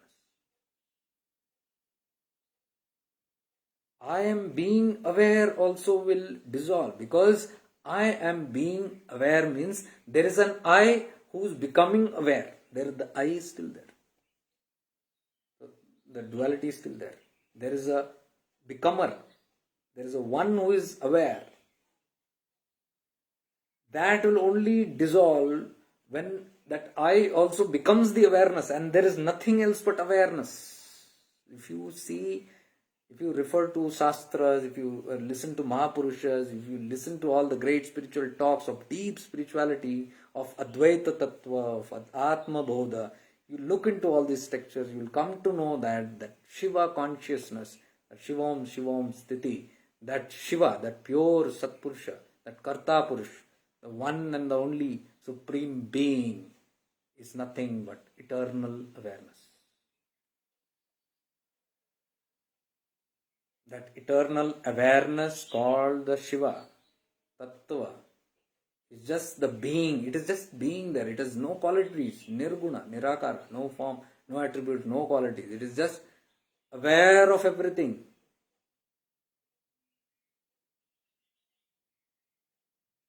Then who is the creator?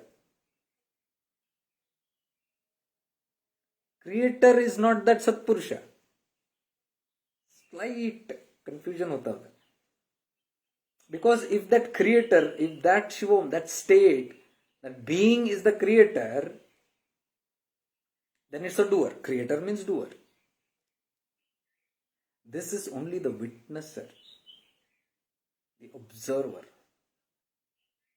just the awareness. The Shakti that is formed out of this. Shakti creates. Shakti creates. The whole creation is of the Shakti. Prakriti, the Shrishti that you see, is the creation of the Shakti. Shakti is the energy that creates. This being has no energy also. It is just that being, that life, that aliveness. See, the Shakti creates, but it needs an experiencer. Who is experiencing it? The Divine Supreme Being is experiencing through the awareness. It is just aware of everything. It is aware of you doing a nonsense this side. It is aware of you doing a good deed here. It's aware. It is not the judge. It will not say, you have done a papa, you have done a punya. That is all the next step, creation's work. To decide who is doing what. Or that is all later on stages. But this eternal being has no other aspect than just being pure witness. When this witness is called the Sat Purusha. I said Sat. Sat means being. What is the energy that is creating it? That is the Chitta. The mother force which we call. So this supreme being we are calling Father. And this energy that is creating everything, the Jagrat consciousness or the energy, see again, consciousness, the energy, consciousness, it's conscious. All this, that energy, what you call that, the mother, that is called as mother. So that is why the Sat is also known as the Purusha. If you see the Sankhya philosophy of Kapila Mahamuni, it works on this. They're all different philosophies, but it explains this much more detail. The Sat, this being, he refers to as the Purusha. And the energy that creates, the Shakti, he refers to as Prakriti. The Purusha and Prakriti creates Srishti. Look at the Sankhya philosophy. There also you will come to know Prakriti is the creating. Purusha is only the being that is experiencing it. That is why it is called the Sat Purusha. See? Sat Purusha. And what is Sat? The being. What is this Prakriti? The Chitta that is doing it. So when Satta and Chit is merged, that state when these togetherness, the state of togetherness of the Sat, the being, and the Chit, the doers, that state is called the blissful state of Satchid Ananda. That bliss of that union. What is the union? There is a lot of energy doing things happening. There's the mother and the father who is just the witnesser there. Just the experiencer there. And these are together, the mother, father of the universe. What results is in Paramananda, Satchidananda. That's what the Shastras explain, Satchidanandas. And the Sat is the being. I am talking about the awareness tattva of that Sat. And I am saying awareness. It is beyond all this mindful. Those all come again. See, in the creation you have so many elements from the Panchabhuta, so much of creation happens. Your koshas are created. What is it? You have a bliss body. Anandamaya kosha and Sat, same. When it goes down into creation, you are a spark, right? So where is that self, what you call Atman? That is that Anandamaya kosha, Satchida Ananda. Anandamaya kosha, the bliss sheet. So it has now taken a form of creation, but that tattva is there, that bliss body is still there. So from the Anandamaya kosha, then there is Jnanamaya kosha, Vijnanamaya kosha.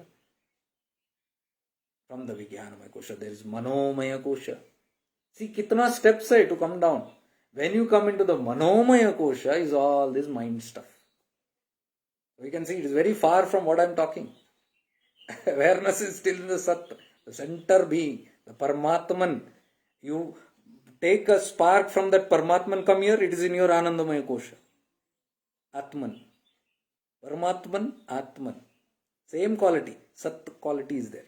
Being there, the God creator, the Shiva, Shivoham, that state, experiencer, witnesser, the awareness, you take it in a spark that is in your, like yourself. That self also has got Anandamaya kosha. You are that bliss body again. So, rest all is your karma that you create. See, here there's a creation. The Chit is creating. And there's a being that is just observing, witnessing everything. You take a spark of it, here also you have Anandamaya Kosha and everything around that is being created. Another koshas. The more koshas, the more it becomes grosser. Manomaya Kosha, then Pranamaya Kosha, see again grosser, then the Anandamaya Kosha, more grosser. So the more gross you become, more karmas, the more grosser and the events that you have. So what is the story? Unwinding back. Unwinding back from all these koshas and clearing off and reaching back to that Anandamaya Kosha. The moment you reach the Anandamaya Kosha, and you are actually this Tattva. The moment everything else dissolves, this unison automatically happens because this person realizes, I am the Atman. This person, bliss body, realizes, I am not the Anandamaya Kosha, I am not the body, I am not the Pranamaya Kosha, I am not the Koshas, I am not the Mana, I am not the Buddhi, I am not the Ahankar, I am not the intellect, nothing. These are all these Koshas. I am none of this. So who am I? Aham Brahmasmi. I am this Brahman, the creator, this spark, Anandamaya. The day that realization happens is when this unison happens automatically. Because why is this separation? Paramatman and Atman. Because of these koshas. These koshas have come between this. Here the koshas are there. So the moment these koshas are dissolved, what remains? One. That is called Atma Bodha or self-realization.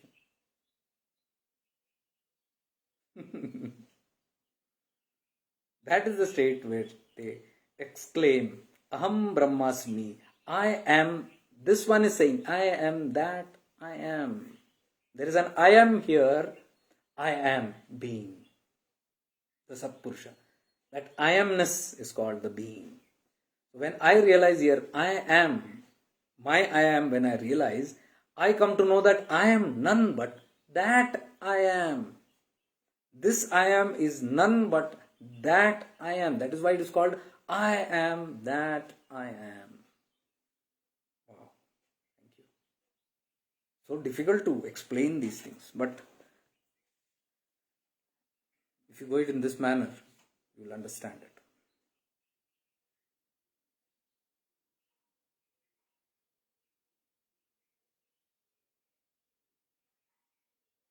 Knew when I typed, but I typed, then I was traveling in an auto in Rishikesh. Oh, you're in Rishikesh. Okay, enjoy.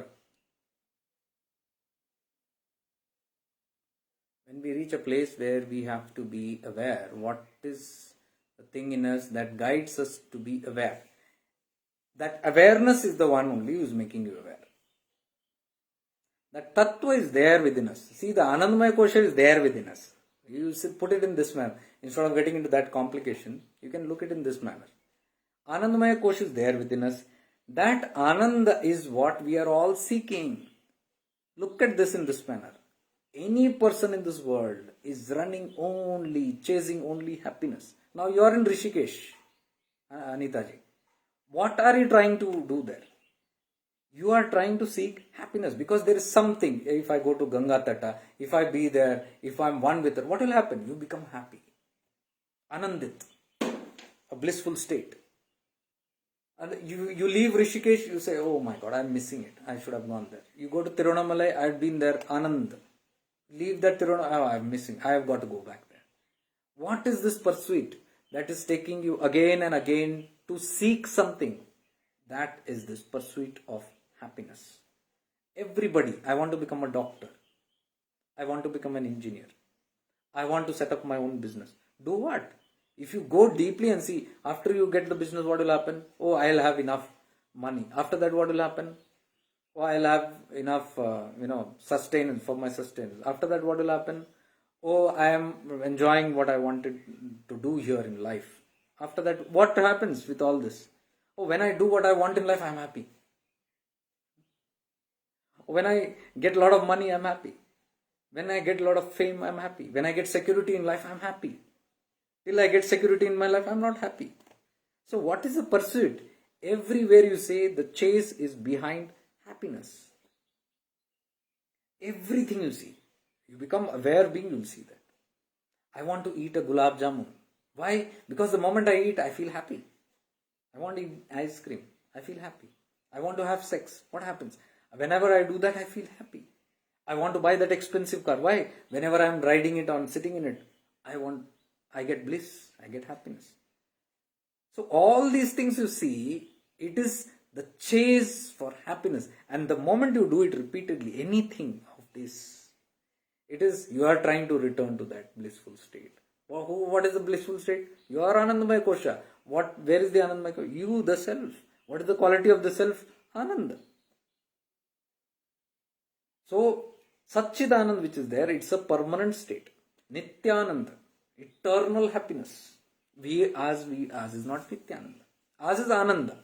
We get Ananda in a Rasgulla, but the moment the Rasgulla is digested or we get this, what you call, the satisfaction. We are contented, but it's a temporary contentment. After sometimes, again you get caught to it. So repeatedly we are going again and again, trying to fulfill an unhealed and incomplete desire for repeated attempts. Why? We are trying to now stretch that happiness. That is why we go to a beautiful place. I want to be in Shirdi. I go there. I'm not feeling like leaving Shirdi. Why? Shirdi gave you happiness. So why do you want to? You want to stretch that happiness now. You seeing this? I am fallen in love. I love somebody. Okay, you are in love. So what? Whenever we talk, I feel happy. If I don't talk, I feel sad. So I want to talk. So all the time you are attempting to connect to that person through talks. What you are doing? Repeatedly trying to be happy.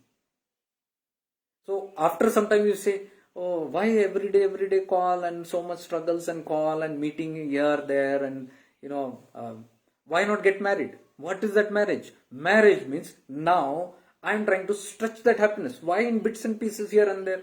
Why once a day, once a month here? Let me get married. When I get married, what? Permanently I can pull that stretchness of happiness because company gives me happiness. So what I am trying to do is everything in life is only to make you happy and only to stretch that happiness. If you become aware of all this, just this, slowly the Maya will start dissolving.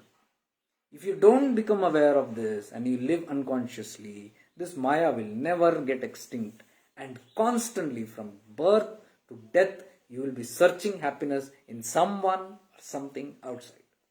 All the time. Because something makes you happy, you want to stretch that happiness. Then the duality. Because what makes you happy is bound to make you sad. 100%.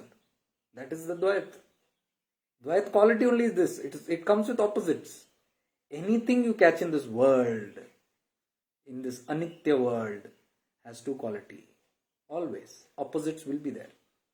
You catch anything and hold it as much as you can, tight, it will give you happiness. But it will one day be snatched away from you. We can't deny this. Even death will do it. The day we realize this is pure spirituality has begun in you. If you have not realized this, spirituality has not yet started. It is only trailers that is going on. Real spirituality, असली अध्यात्म, निवृत्ति की तरफ, ये सब वृत्तियां हैं, निवृत्ति की तरफ. When you want to go, is this realization. What gives you this realization? Your awareness. It makes you aware. Because your true self, your Atman is aware of all this nonsense. Is aware of the Maya. Everything is aware. But you are far away from it. In all the koshas, you are stuck in the Maya and the ego and the I am separate and all these identities, personalities, conditionings, beliefs, stuck in it. But the soul knows it. Your Anandamaya Kosha is with you only. It knows everything. But you are lost Bahimukhi all the time in the mind. You live in the mind means you are in the ego. The more you live in the mind, you are far away from your soul. What I am trying to teach is shifting into awareness means leave the mind alone and shift back into your being. What you are doing is, with this practice, slowly what is happening is, you are returning your awareness not in the physicality or in the mind. You are shifting your awareness. You're shifting into this awareness of who you are, the real being. When you keep on doing again and again, you'll see slowly you are becoming acquainted with this being. And this awareness is only actually making you aware of this. One day it will slowly pull you back into the, and the moment you start remaining more centered. Who are these people who are centered? Who are having samadrishti, who are nischal, who are sthir. These people can be still. You will not see them chanchal all the time. You will not find them too overexcited and then crying and weeping and then carried by emotions. One emotion of ecstasy and joy, and then very next moment ecstasy of sorrow and detachment and pain and suffering and victim and pity and all that, and then the other suddenly. These are opposites. Then this is happening means you are not returned here yet. You are still outside somewhere in the mind and prana and vijnanamaya, here only, or the annamaya kosha, bodily conscious all the time. Bodily conscious means bodily needs all the time. It can be anything. All kind of bhoga is the bodily needs. Even eating and all that. Everything it needs. Body consciousness is strong. And if stool, jada it is called. Jada. Jada chetana. The gross consciousness is very strong. Adhyatma dur ki baat hai. So we need all this because the jad is so strong, so strong.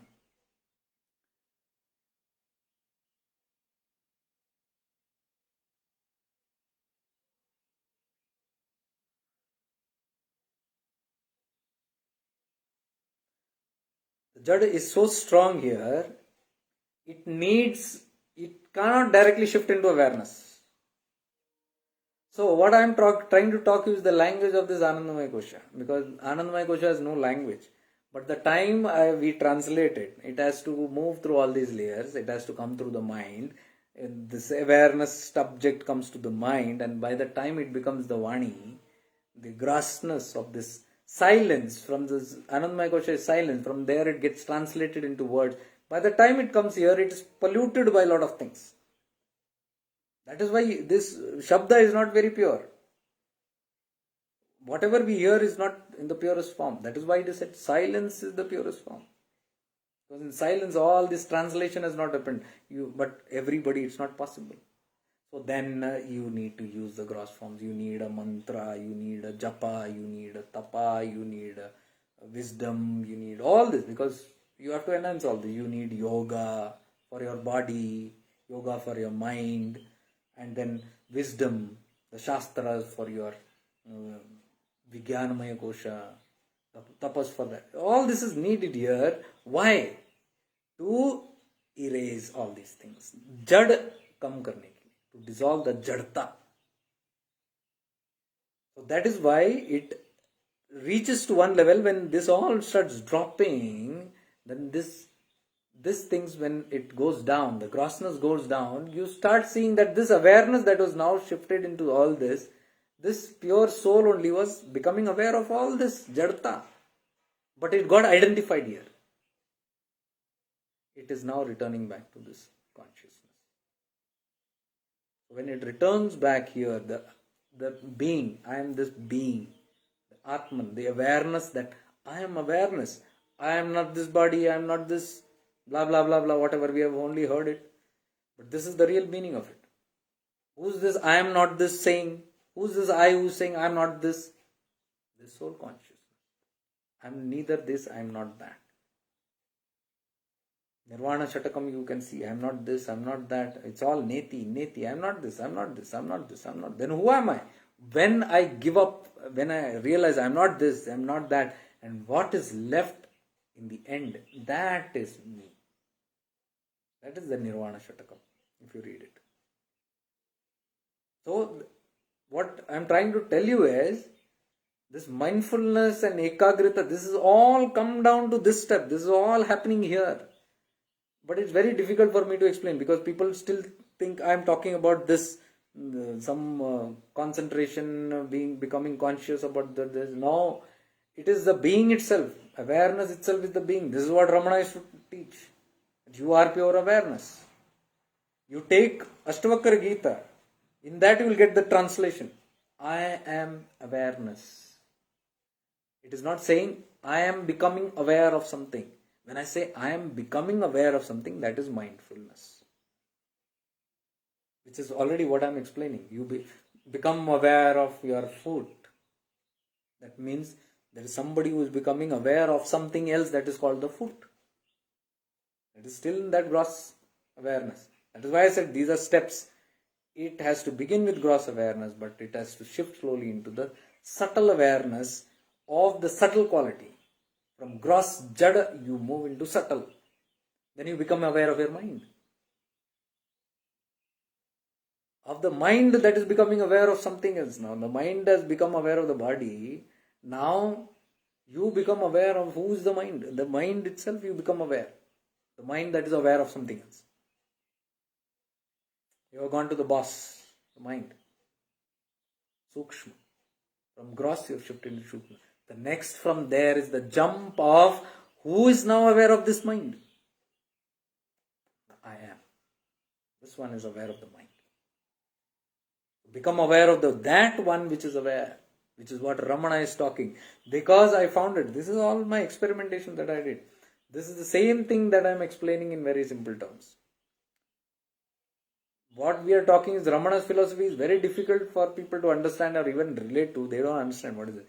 Acha lagta hai, but they can't understand. This is the explanation of that.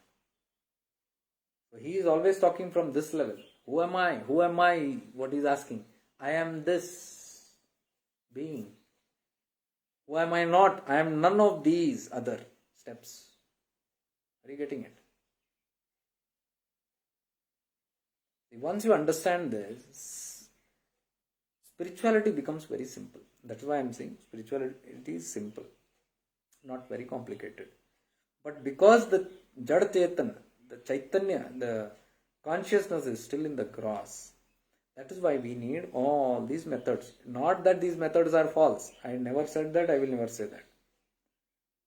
If you have come to the realization of this, then this becomes weak. No methods work because you know the method is being done by some artificial person, which is not the real you. If you become more interested in who you really are, and if your essence is in the real you, you will not be interested in the false you, what the false I is doing. All the other aspects that are being taught in the world are the false I. That is why the false I said, read books, do meditation. The doer is there.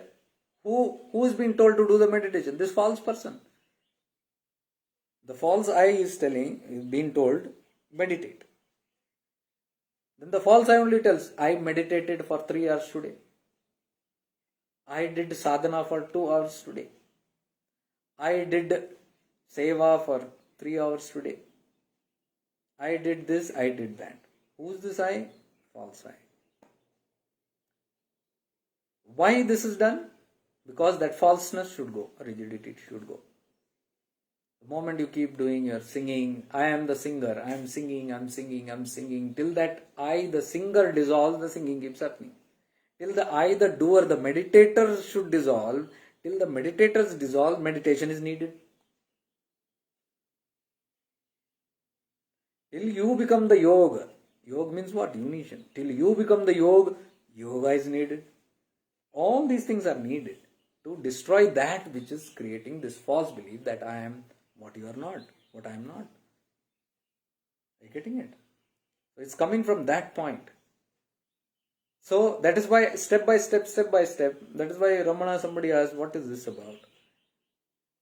What path is this? He said, this is a direct path, simple straight path. You are not beating around the bush. You are straight saying, I am this, who you really are, and you are focusing on that. You are not putting awareness anywhere else.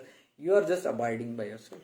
You are being constantly rooted in yourself and trying to experience who you really are. Straight.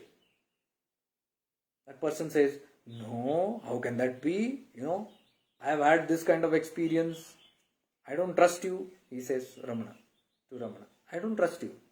what you're saying. Because I have had this profound, tangible experience. My chakra, this chakra became active, it became hot, it became warm. And then I had this experience, I saw this vision. Ramana says, please go and follow that path, no problem. Because what you're saying is not false, but you're talking from the gross experience that you're having, which is still a mind hallucination. The mind is creating all that experiences. So till you realize you are not the mind, you are not going to understand this. Till the time you believe you are the mind, you will say this experience is real. Because you have believed that my mind is telling me the truth. The mind is not truthful. The mind is non-existent. Where does Maya happen? In the mind. Where does Maya happen? In the mind only. It doesn't happen in this area. You can talk in any aspect to me. I can sit and talk to you for hours and try to tell you. This is a kind of a talk. Talk is not needed here, but sometimes it's needed. Because when somebody seriously wants to understand this, it's needed. Because it's nothing but chintan. It is a reflection of truths that we are doing. So it's not wrong. If we are ready for it, not everybody is ready for it. And that's okay. Till we are not ready, what? Ramana says, go and follow whichever path you follow. He told him. Then he said, no, Ramana, you are not understanding. I understand what you said, but this kind of a path, I have seen this thing happening to that people. I have seen people getting elevated there this way. Ramana becomes silent. Then he waits for answer, no answer. Then he says, please guide me as to what should I do now. My mind is telling this way. And I have seen also in this way. Ramana is silent.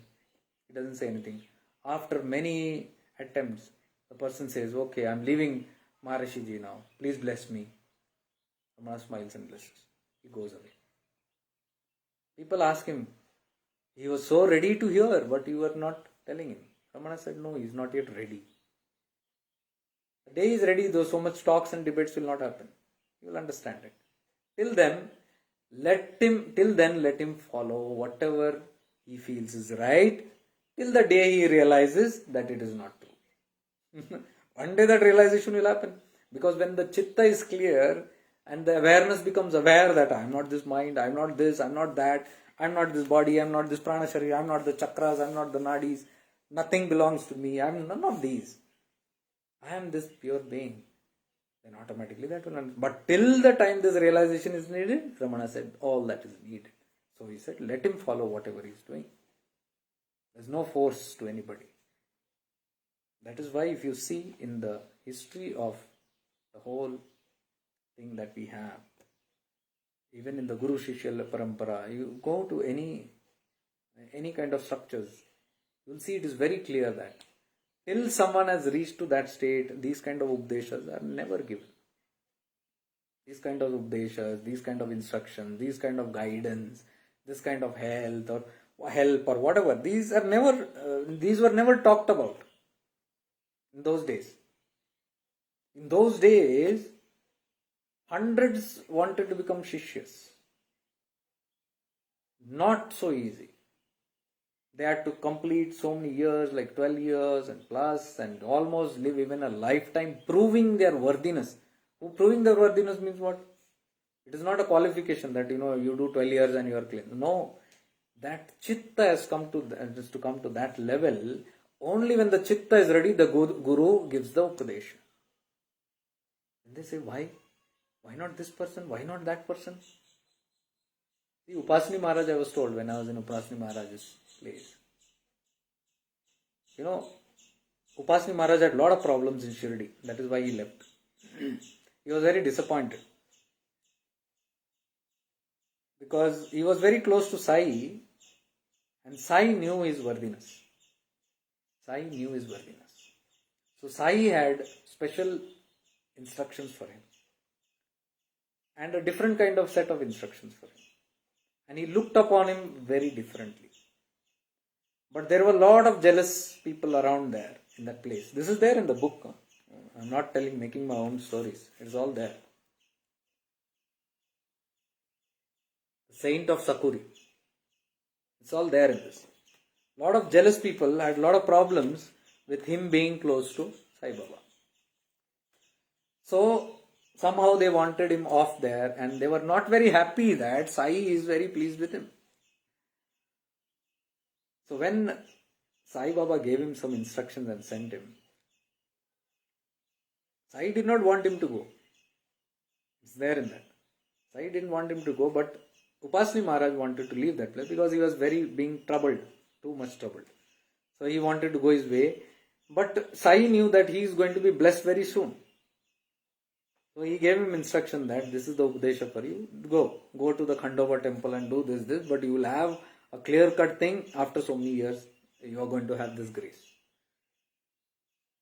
So from there he comes to this isolations and he starts doing his own work, and then thing come, and then people ask Sai Baba again in this book. I'm not making any story because these were kind of assurances to me. I was always feeling injustice in this world. How can things like this happen in spirituality and all that? But these Mahapurushas tell me that people like these have been troubled. What are the rest of speck of dust like people like us? So people ask Sai Baba, we have been around you for so many years, but you have given him instructions on a copper plate, special copper plate, and sent him. Sai tells them, I have given the Upadeshas not on copper plate but on golden plate. Because he is worthy for it. He is ready for it. So, this does not go by the number of years, like 12 years tapas or this. It doesn't go by that standards. Who is what and who is of which age.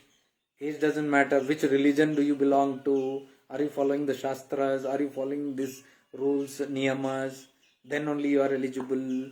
Or how much can you please people and things around you?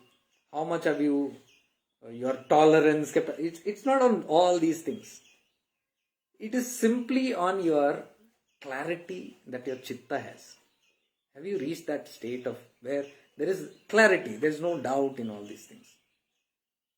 The clarity of what is your journey, what is spirituality, what is God realization, who is God, where have I come from, who am I really? Until this clarity comes, till then all the other things has to be followed. So that is the eligibility. That is why these Upadeshas and knowledge like this, wisdom like this was never even told. The path of Ramana, it became very proficient after a certain time in the Kali Yuga. Because then all the barriers were broken. And then the eligibility standards also increased. Because once upon a time, it was very difficult for somebody's chitta to become Shuddha. That is why you see, some yugas back, how many saints were there? Gini Chune.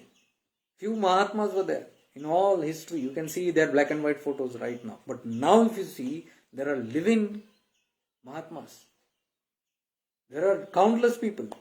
And even enlightened beings who are walking on this planet. In a different way. Because that's the way it is designed now to happen. Why? The wisdom has been opened. The books have been opened. The secrets have been opened. You can see what was once upon a time a secret, well-coded secret. Now you can have books of that in Amazon.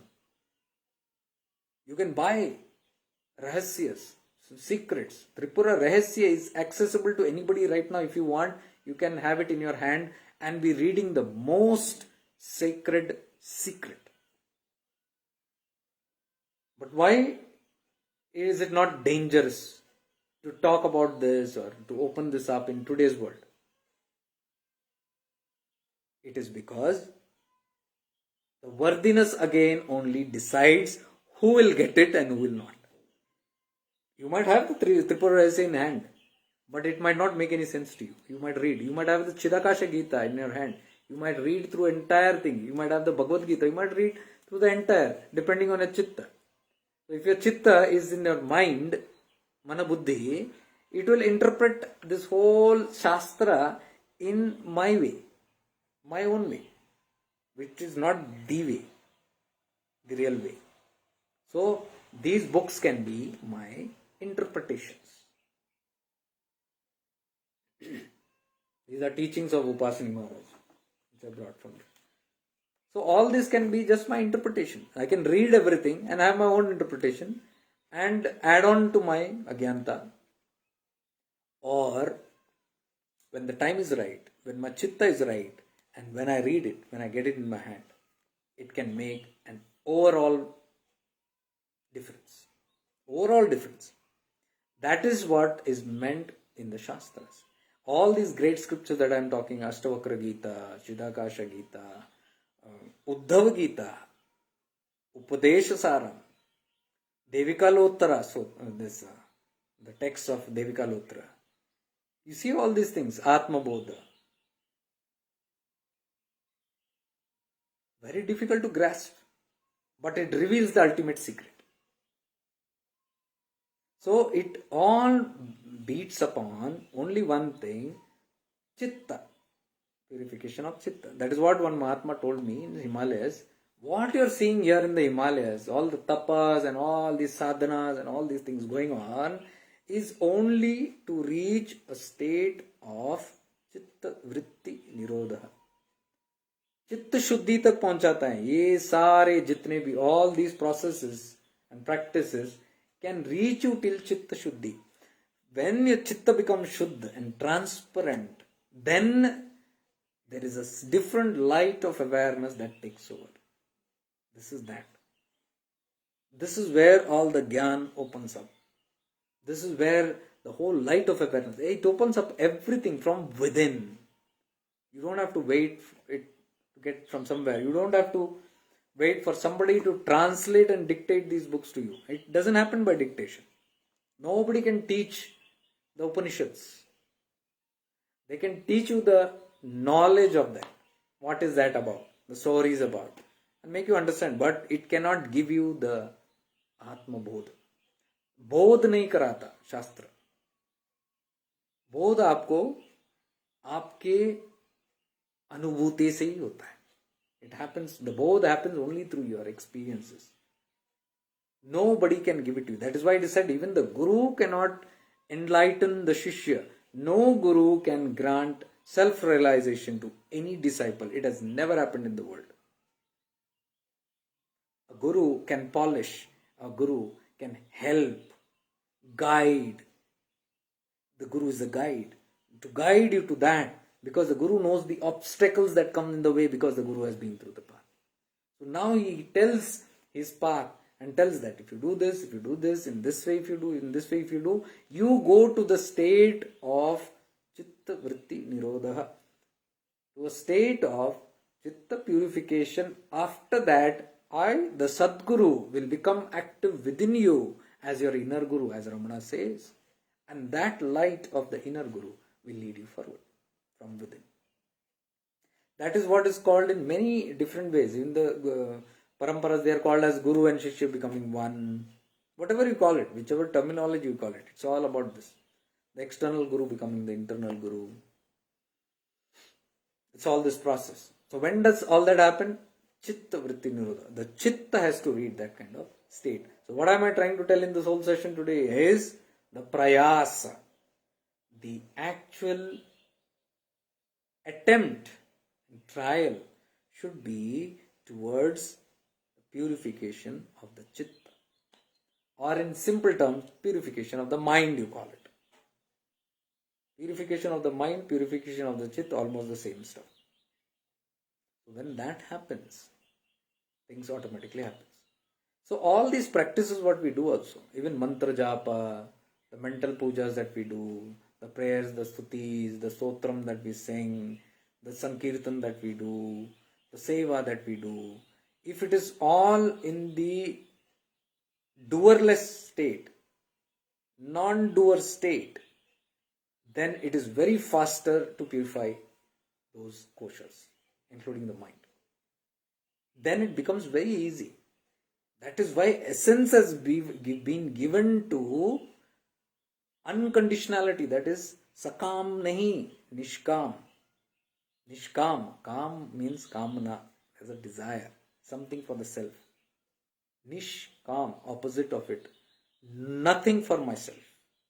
No vested interest of any, not even papa, not even punya. Not even bhala ho mera. Kuch mile, nothing. Selflessly. Nishkam. Because when it truly becomes Nishkam, it is beyond the gunas. And those gunas are beyond that karma phala. It will not give you that kind of a phala. So even that ignorance, if you're not clear about Nishkam Seva, and you go to do Seva, but inside deep Sukshma there is some Sakam desire, the fruit, the karma phala is going to end up with that kind. And that karma phala will only bind you, whereas this philosophy of Nishkam Sarva was to break you out of that bond. But now what it has done? Agyantavash, that only has now bound you. This is why Upadesha Saram was given by Lord Shiva, because he saw that gap. Shastras are advising Nishkam Seva, but what is happening? Sakam Seva is happening in Agyanta. Even if you are thinking, see, the rishis are thinking, the highest Seva that we can, not even for myself, for the Jagat Kalyan. But Upadesha Saram points out what is the Sukshma काम in that. Kamna. Nishkam nahi hai. Sakam hai. Kahin. That is why he says, Rishis, that is why you are again and again coming on this earth. You are not getting mukt out of it because it is still in the gunas. So the karma phala is coming to you. You need to go beyond that. And that is why Upadesha Saram was given. Upadesha Saram is not something very different. Can I tell you? Upadesha Saram is nothing but Shiva Mahapuran.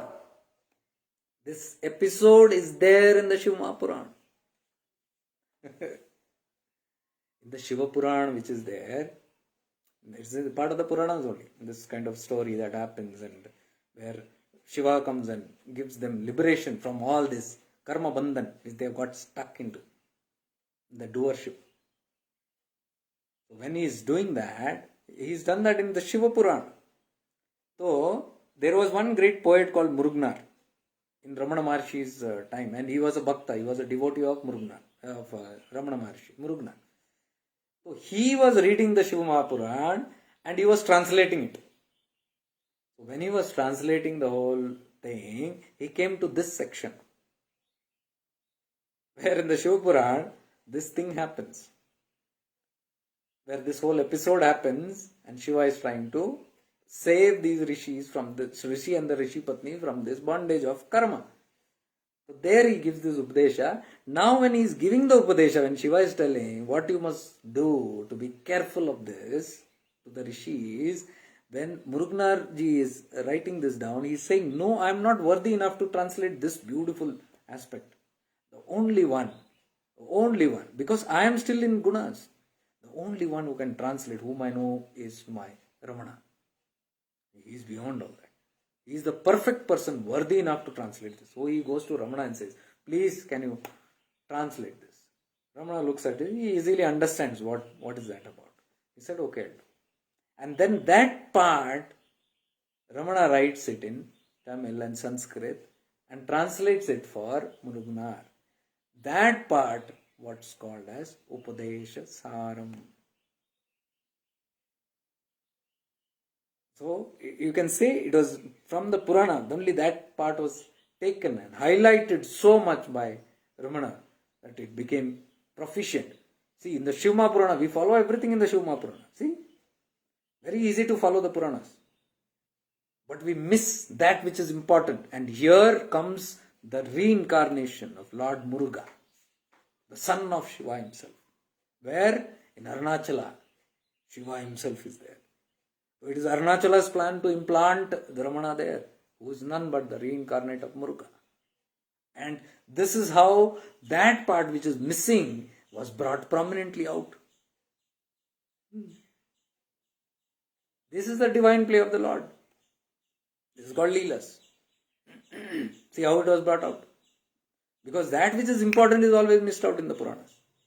And we go behind Adambars. We are all stuck in the rituals.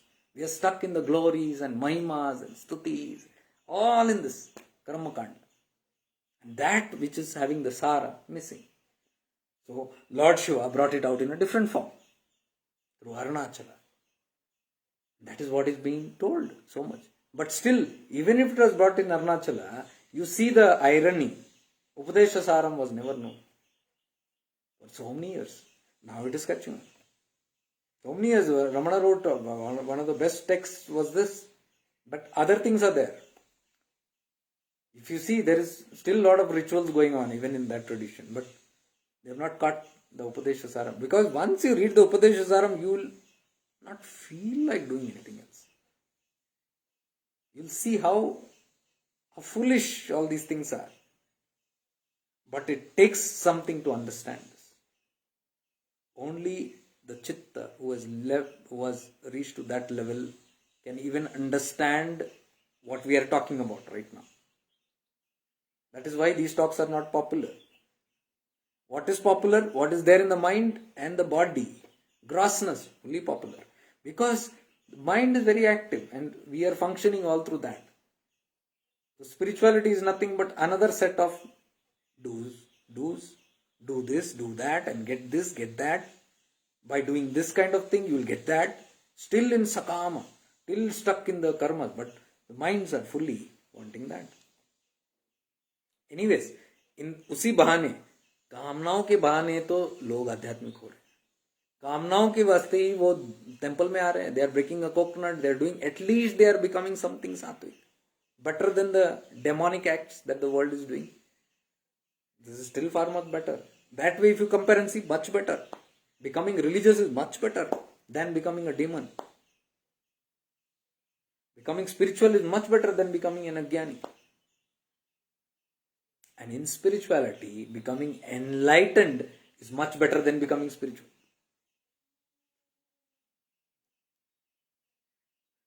And of course, being liberated is much better than even being enlightened.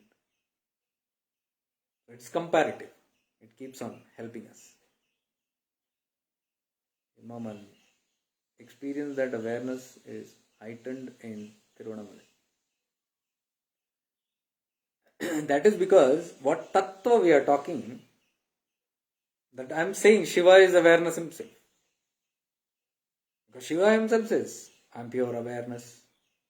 Read the Ashtoka Gita, read the Nirvana Shloka. You read all these highest scriptures where Shiva is saying, I am pure awareness. I am nothing but awareness. And when the Shiva is saying, I am awareness, and here we are saying, Arunachala is Shiva himself. What else can happen? That is why what you mentioned here. Experience that awareness is heightened in Tiruvannamalai. It's like the tattva is jagrit there, that the same tattva, what we are talking here, the subject itself is related with Arunachala. I never found this subject even in the Himalayas, in the most holiest places. I told you, I was doing dhyan in Gangotri Dham, I was getting vision of only Arunachala. The tattva is here. Deepa Mehta, how to leave the doership and surrender totally, Bhaiya. Until you understand there is nothing to surrender, because the moment you say I want to surrender, there is an I that wants to surrender. That means you have something to give up. That has to be realized. Even in this concept of surrender, it's not easy. Because many people I've seen in my paths that I've traveled all these years, there is so much of pride in the surrendership. I am surrendered to my Guru, I am surrendered to God. So that I is still there. So if that I is still there, which believes that I, the me, the great one has surrendered, what do you think has been surrendered? It is not yet surrendered. That I has to be surrendered. How do you surrender the I? You cannot surrender this I somewhere, because if you surrender, it means you are giving it. Giving means you are moving from this location to that location. That means Dvayat is still there. So it is not about transferring we say no, surrender to the feet of the Guru. So you look at the feet and you say, I am putting my I here. Only the location has changed from here to there. Changing of locations will not change. It has to dissolve. That I-ness has to dissolve. So the best surrender is what? Oneness. The more you become one, aware of that awareness, You dissolve into that awareness. And the glimpses that you're having, I am awareness myself, I am awareness myself, then that ego is not there. What can experience itself as awareness? The non-ego. Ego can never experience itself as awareness. Understand this. Because ego will always say, I am something else. I am this body, I am this mind, I am this idea that I am me, I am this disciple, I am this pure devotee, I am this guru, I am this shishya, I am this brother, I am the sister, I am the teacher, I am the pupil. This I-ness is still there. When that has to dissolve, when that will dissolve, the moment that person becomes, I am none of this, neti, neti, neti, neti, what is left is awareness. I am that, I am. See, that is surrender. That dissolving of ego is surrender. Otherwise, whole life also you find new ways to surrender. You are just in the catch of the ego, which is the Maya. I surrender my ego. Somebody will say, you got ego, you got to surrender ego. How are you going to surrender it? Surrender is still give and take. There is a giver and there is a taker. I surrender my ego to the God. How can you surrender? So it's very absurd actually if you go into the depths of this terminology and understand what are we trying to surrender. It's nonsense in one way. You'll realize it is not going to happen. That is why so many times we surrender so many things. It's back again. Why? Because we have given it. What we give, we got to take. It's not like you cannot throw out. See, if you have got karmas, who's going to bear the karmas? You have to bear with it. Prarabdha, you have to bear with it. You cannot say, Guru, take away my karma. God, take away my karma. Temples, take away my karma. No, it doesn't happen that way. It's false. Karma has to be bhoged by that person. This idea of giving away karma, throwing away karma is what brings delusion. Same like surrender. Surrendering is giving up ego, giving it to someone. So I go to an Avadhoot and you take my karma. So that give and take which is there, they see that they give their karma somewhere and come. But the moment they are back, the karmas follow them there. Because karma cannot be given up that way. Where does karma happen? Karma happens in your mind and ego. So the ego and mind is with me. How can I drop my karma somewhere there? Even if I think I have dropped it there, my karma and ego is generating that thing. The bija is still here. The next moment I will see the karma is back to me only. Not gone. So I cannot surrender even my karma somewhere. Can you surrender your karma? I asked one Mahapurusha something. I was talking in the Himalayas. So that Mahapurusha asked me, tell me, what can you give? What can you give the Lord? What can you truly give? Somebody said karma. I said, no, beta, you cannot offer your karma. You think you do all the nonsense in the world, and when your time comes to reap it, you are going to throw it to God and say, I am the surrender, I am the biggest devotee. Can you do that? It doesn't happen that way. You cannot even surrender your karmas. He asked, what is it that you can surrender? Actually give if you want. He said, that's your ego. That I-ness which I am holding, that I am holding this karma, this is mine, the me, mine. Who's the one who says, my gadi, my bangla, my biwi, my bacha, my pati? Who's the my, I? That false one, which is identifying, thinking it's me. So who has to dissolve that? This I has to dissolve for that attachment to dissolve. We try to dissolve the attachment. Oh, my lover is giving me a problem. I have to get rid of this lover. So to run from this lover, I distract myself in daru. Or in some other. Or take sannyas. Or run to the Himalayas. Why? I want to escape my lover. Why? I cannot get rid of that. Get rid of the one who's loving that. This the false one which is identifying with that till it dissolves, that will not dissolve. So the concept should be clear. That is why we run all the time. Running from one to other. Nobody puts an attempt to sit here and dissolve this false I, which has identified with all this. The day that dissolves, I have given up this I have surrendered. This is what you can call I have surrendered. So that Mahapurusha told me, the only thing that you can surrender is the ego. This false identification that I am this. When that can be given up, he said, that is the only thing you can offer to the Lord. Or any Mahatma, any Tattva that is higher than you. You cannot offer anything else. Anything else you even attempt to offer, it is a barter system. It is a business that you're doing. And he said, that is why you see people earn black money, 10 lakh rupees, and they go to Tirupati and offer bag of 5 lakh rupees, a deal with the God. ये देखो पाप कर्म में तुम भी business partnership, and now you take away my karma. You convert this black money into white money. You convert my papas into punya. No, all these deals does not happen there. This deal is being done by this ignorant, agyan, murak ego. The false I is doing all this and thinking it is having a good deal. No, it doesn't happen that way. I didn't tell this. The Mahapurusha in Himalaya told me this. I said, you cannot give even your papa karma to the Lord in the term, whatever partnership you are doing, you can't do that. The only thing that you give is this false person that is thinking that he is the one who is doing even the papa. The sinner cannot give the sin that he gives, he says. What sin can you give? The sinner cannot give the sin away. The sinner can give the sinner away, the one who has sinned. Become aware of the one who is sinning so that the sinning stops. Pushing the sin will not stop because the sinner in me is right now Jagrit. I push away one sin, I will create another sin. The sinner is present. So the sinner has to be dissolved. Any other questions, Evans? So, how to leave the doership and surrender totally, Bhaiya, is to totally become aware of the doer. Simplest and the easiest and the straight way I can answer this. How to leave the doership and surrender totally?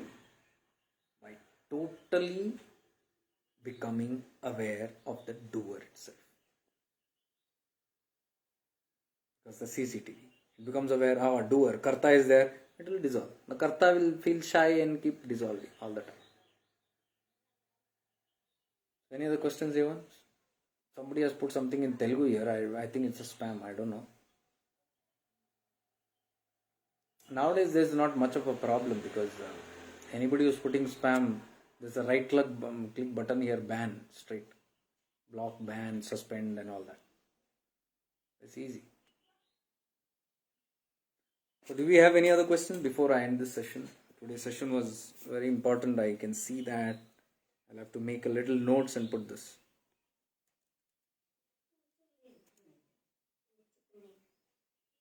So I realize that, even if we do not understand these subjects, it's all okay. Because as I told, it's on the level of awareness that we have reached on to.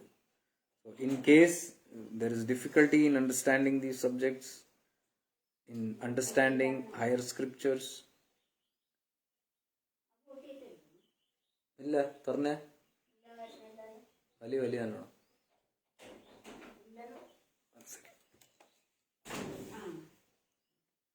so in case this is not happening, then what you can do is work on this awareness aspect. It is getting too confusing. Things are not in the reach. Then all that you need to do is work on becoming aware. That's all. You don't have to become aware of my sins, my papa, aware of the shastras, aware of the mind body, aware of this and that. There's all start training just to make you aware of the awareness aspect in us. But if you just switch on into that awareness of the real you that you are, and you keep shifting into that awareness, slowly you will see speedy evolution happening. Very, very speedy evolution because you are going straight to the point. And you will avoid all kind of unwanted troubles that the mind and ego creates.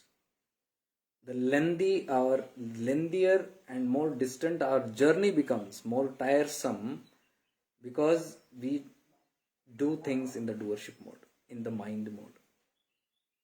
So that makes it more hectic, and that is why even after 10 years, 20 years, people are stuck in that, and they're saying, where have I reached? What has happened to me? Why am I still stuck in this? Why is this not clear to me? Where have I reached? I've not evolved. I don't think I've had this experience, I've had that experience. They will talk about anubhuti, but there is no transformation that's happening. So there's a difference between parivartan and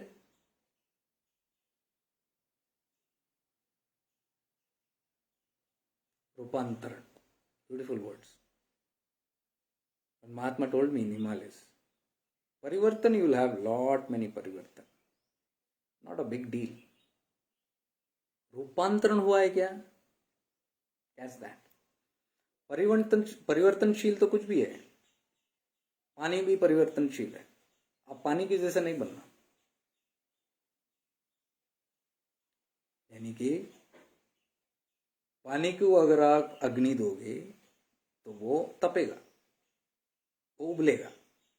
What has happened? परिवर्तन हुआ है. Normal water has converted now changed into boiling water when you put fire. The same water, when you remove the fire, it returns back to the normal. You freeze the water, it becomes ice. The same, you take out the freezing point, take it out from the refrigerator or the environment change, it comes back into the normal water. What has happened? Experience has happened. Oh, boiling, oh, ice. But by removing the subject, the environment, it returns back to the same state. We go to Mahatmas, we enjoy satsangs, parivartan ho raha hai. There is a change happening. Effect is there. Suddenly we feel high, we feel glorious, we feel all connected, all beautiful, everything wonderful, wonderful. Even when we go to the Guru, everything is wonderful, wonderful. But jaise atmosphere, you remove the Guru, you remove the environment, you remove the ashram, you remove the satsang, and you come back to normalcy, you become the normal water. Parivartan is not important. It says, Rupantran kitna hua hai. Transformation should happen, not the change. Because change is temporary. Near water, you bring heat, it boils. You bring cold, it becomes ice. That is the change that is happening. But when will this water evaporate and become the steam? Rupantaran, the transformation from water to vapor is transformation. From the gross water to the sukshma vapor is transformation. So, what I am talking about, this awareness will actually make rupantaran. It's a complete overhauling. Even through whatever practices we do, the overhauling happens as a complete. Otherwise, there is only parivartan. That is why we say, oh, those days it was so good, this was happening, but now it is not happening. Previously, this was that way, it was happening. When I go to a holy place, it happens. When I come back, it doesn't happen. Rupantaran nahi ho raha, only parivartan ho raha hai.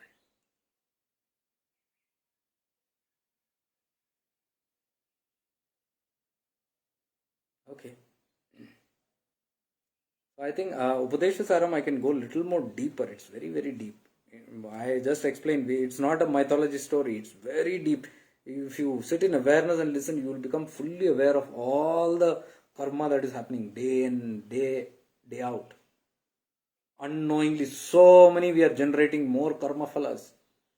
You become fully aware and conscious of it.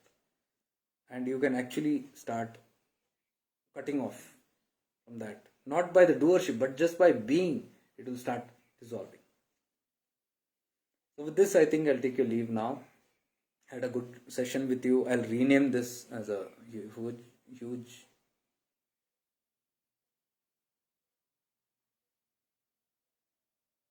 Krishnakar Das. Oh, I missed your comment here. The feel of the trees breeze is still so fresh with me. I was not aware about all this information. Thank you. The feel of the trees breeze. Okay, I think you're talking about Gurusthan. Very beautiful. I was not aware of it. That's a beautiful word. Once you become aware of it, and I'm sure now it's very easy to connect even to Shirdi Sai Baba. Just listen to that tattva, or just connect to that tattva, and you're there. Very easy. So these are all needed experiences to give you a new realization of all this. So with this, I think I take your leave now. With more next week, I will come up with the Upadesha Saram, and probably I'll be doing a kirtan, a bhajan session, 1 hour. I don't know which day of this. Perhaps you guys can tell me. I don't know.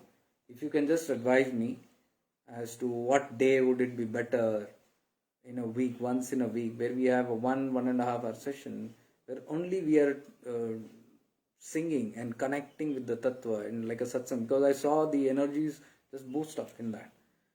Something happens very spontaneously. So it's good, and many people benefit from that session that we had with the Pune group, ashram group, who had conducted this session. It was very beautiful.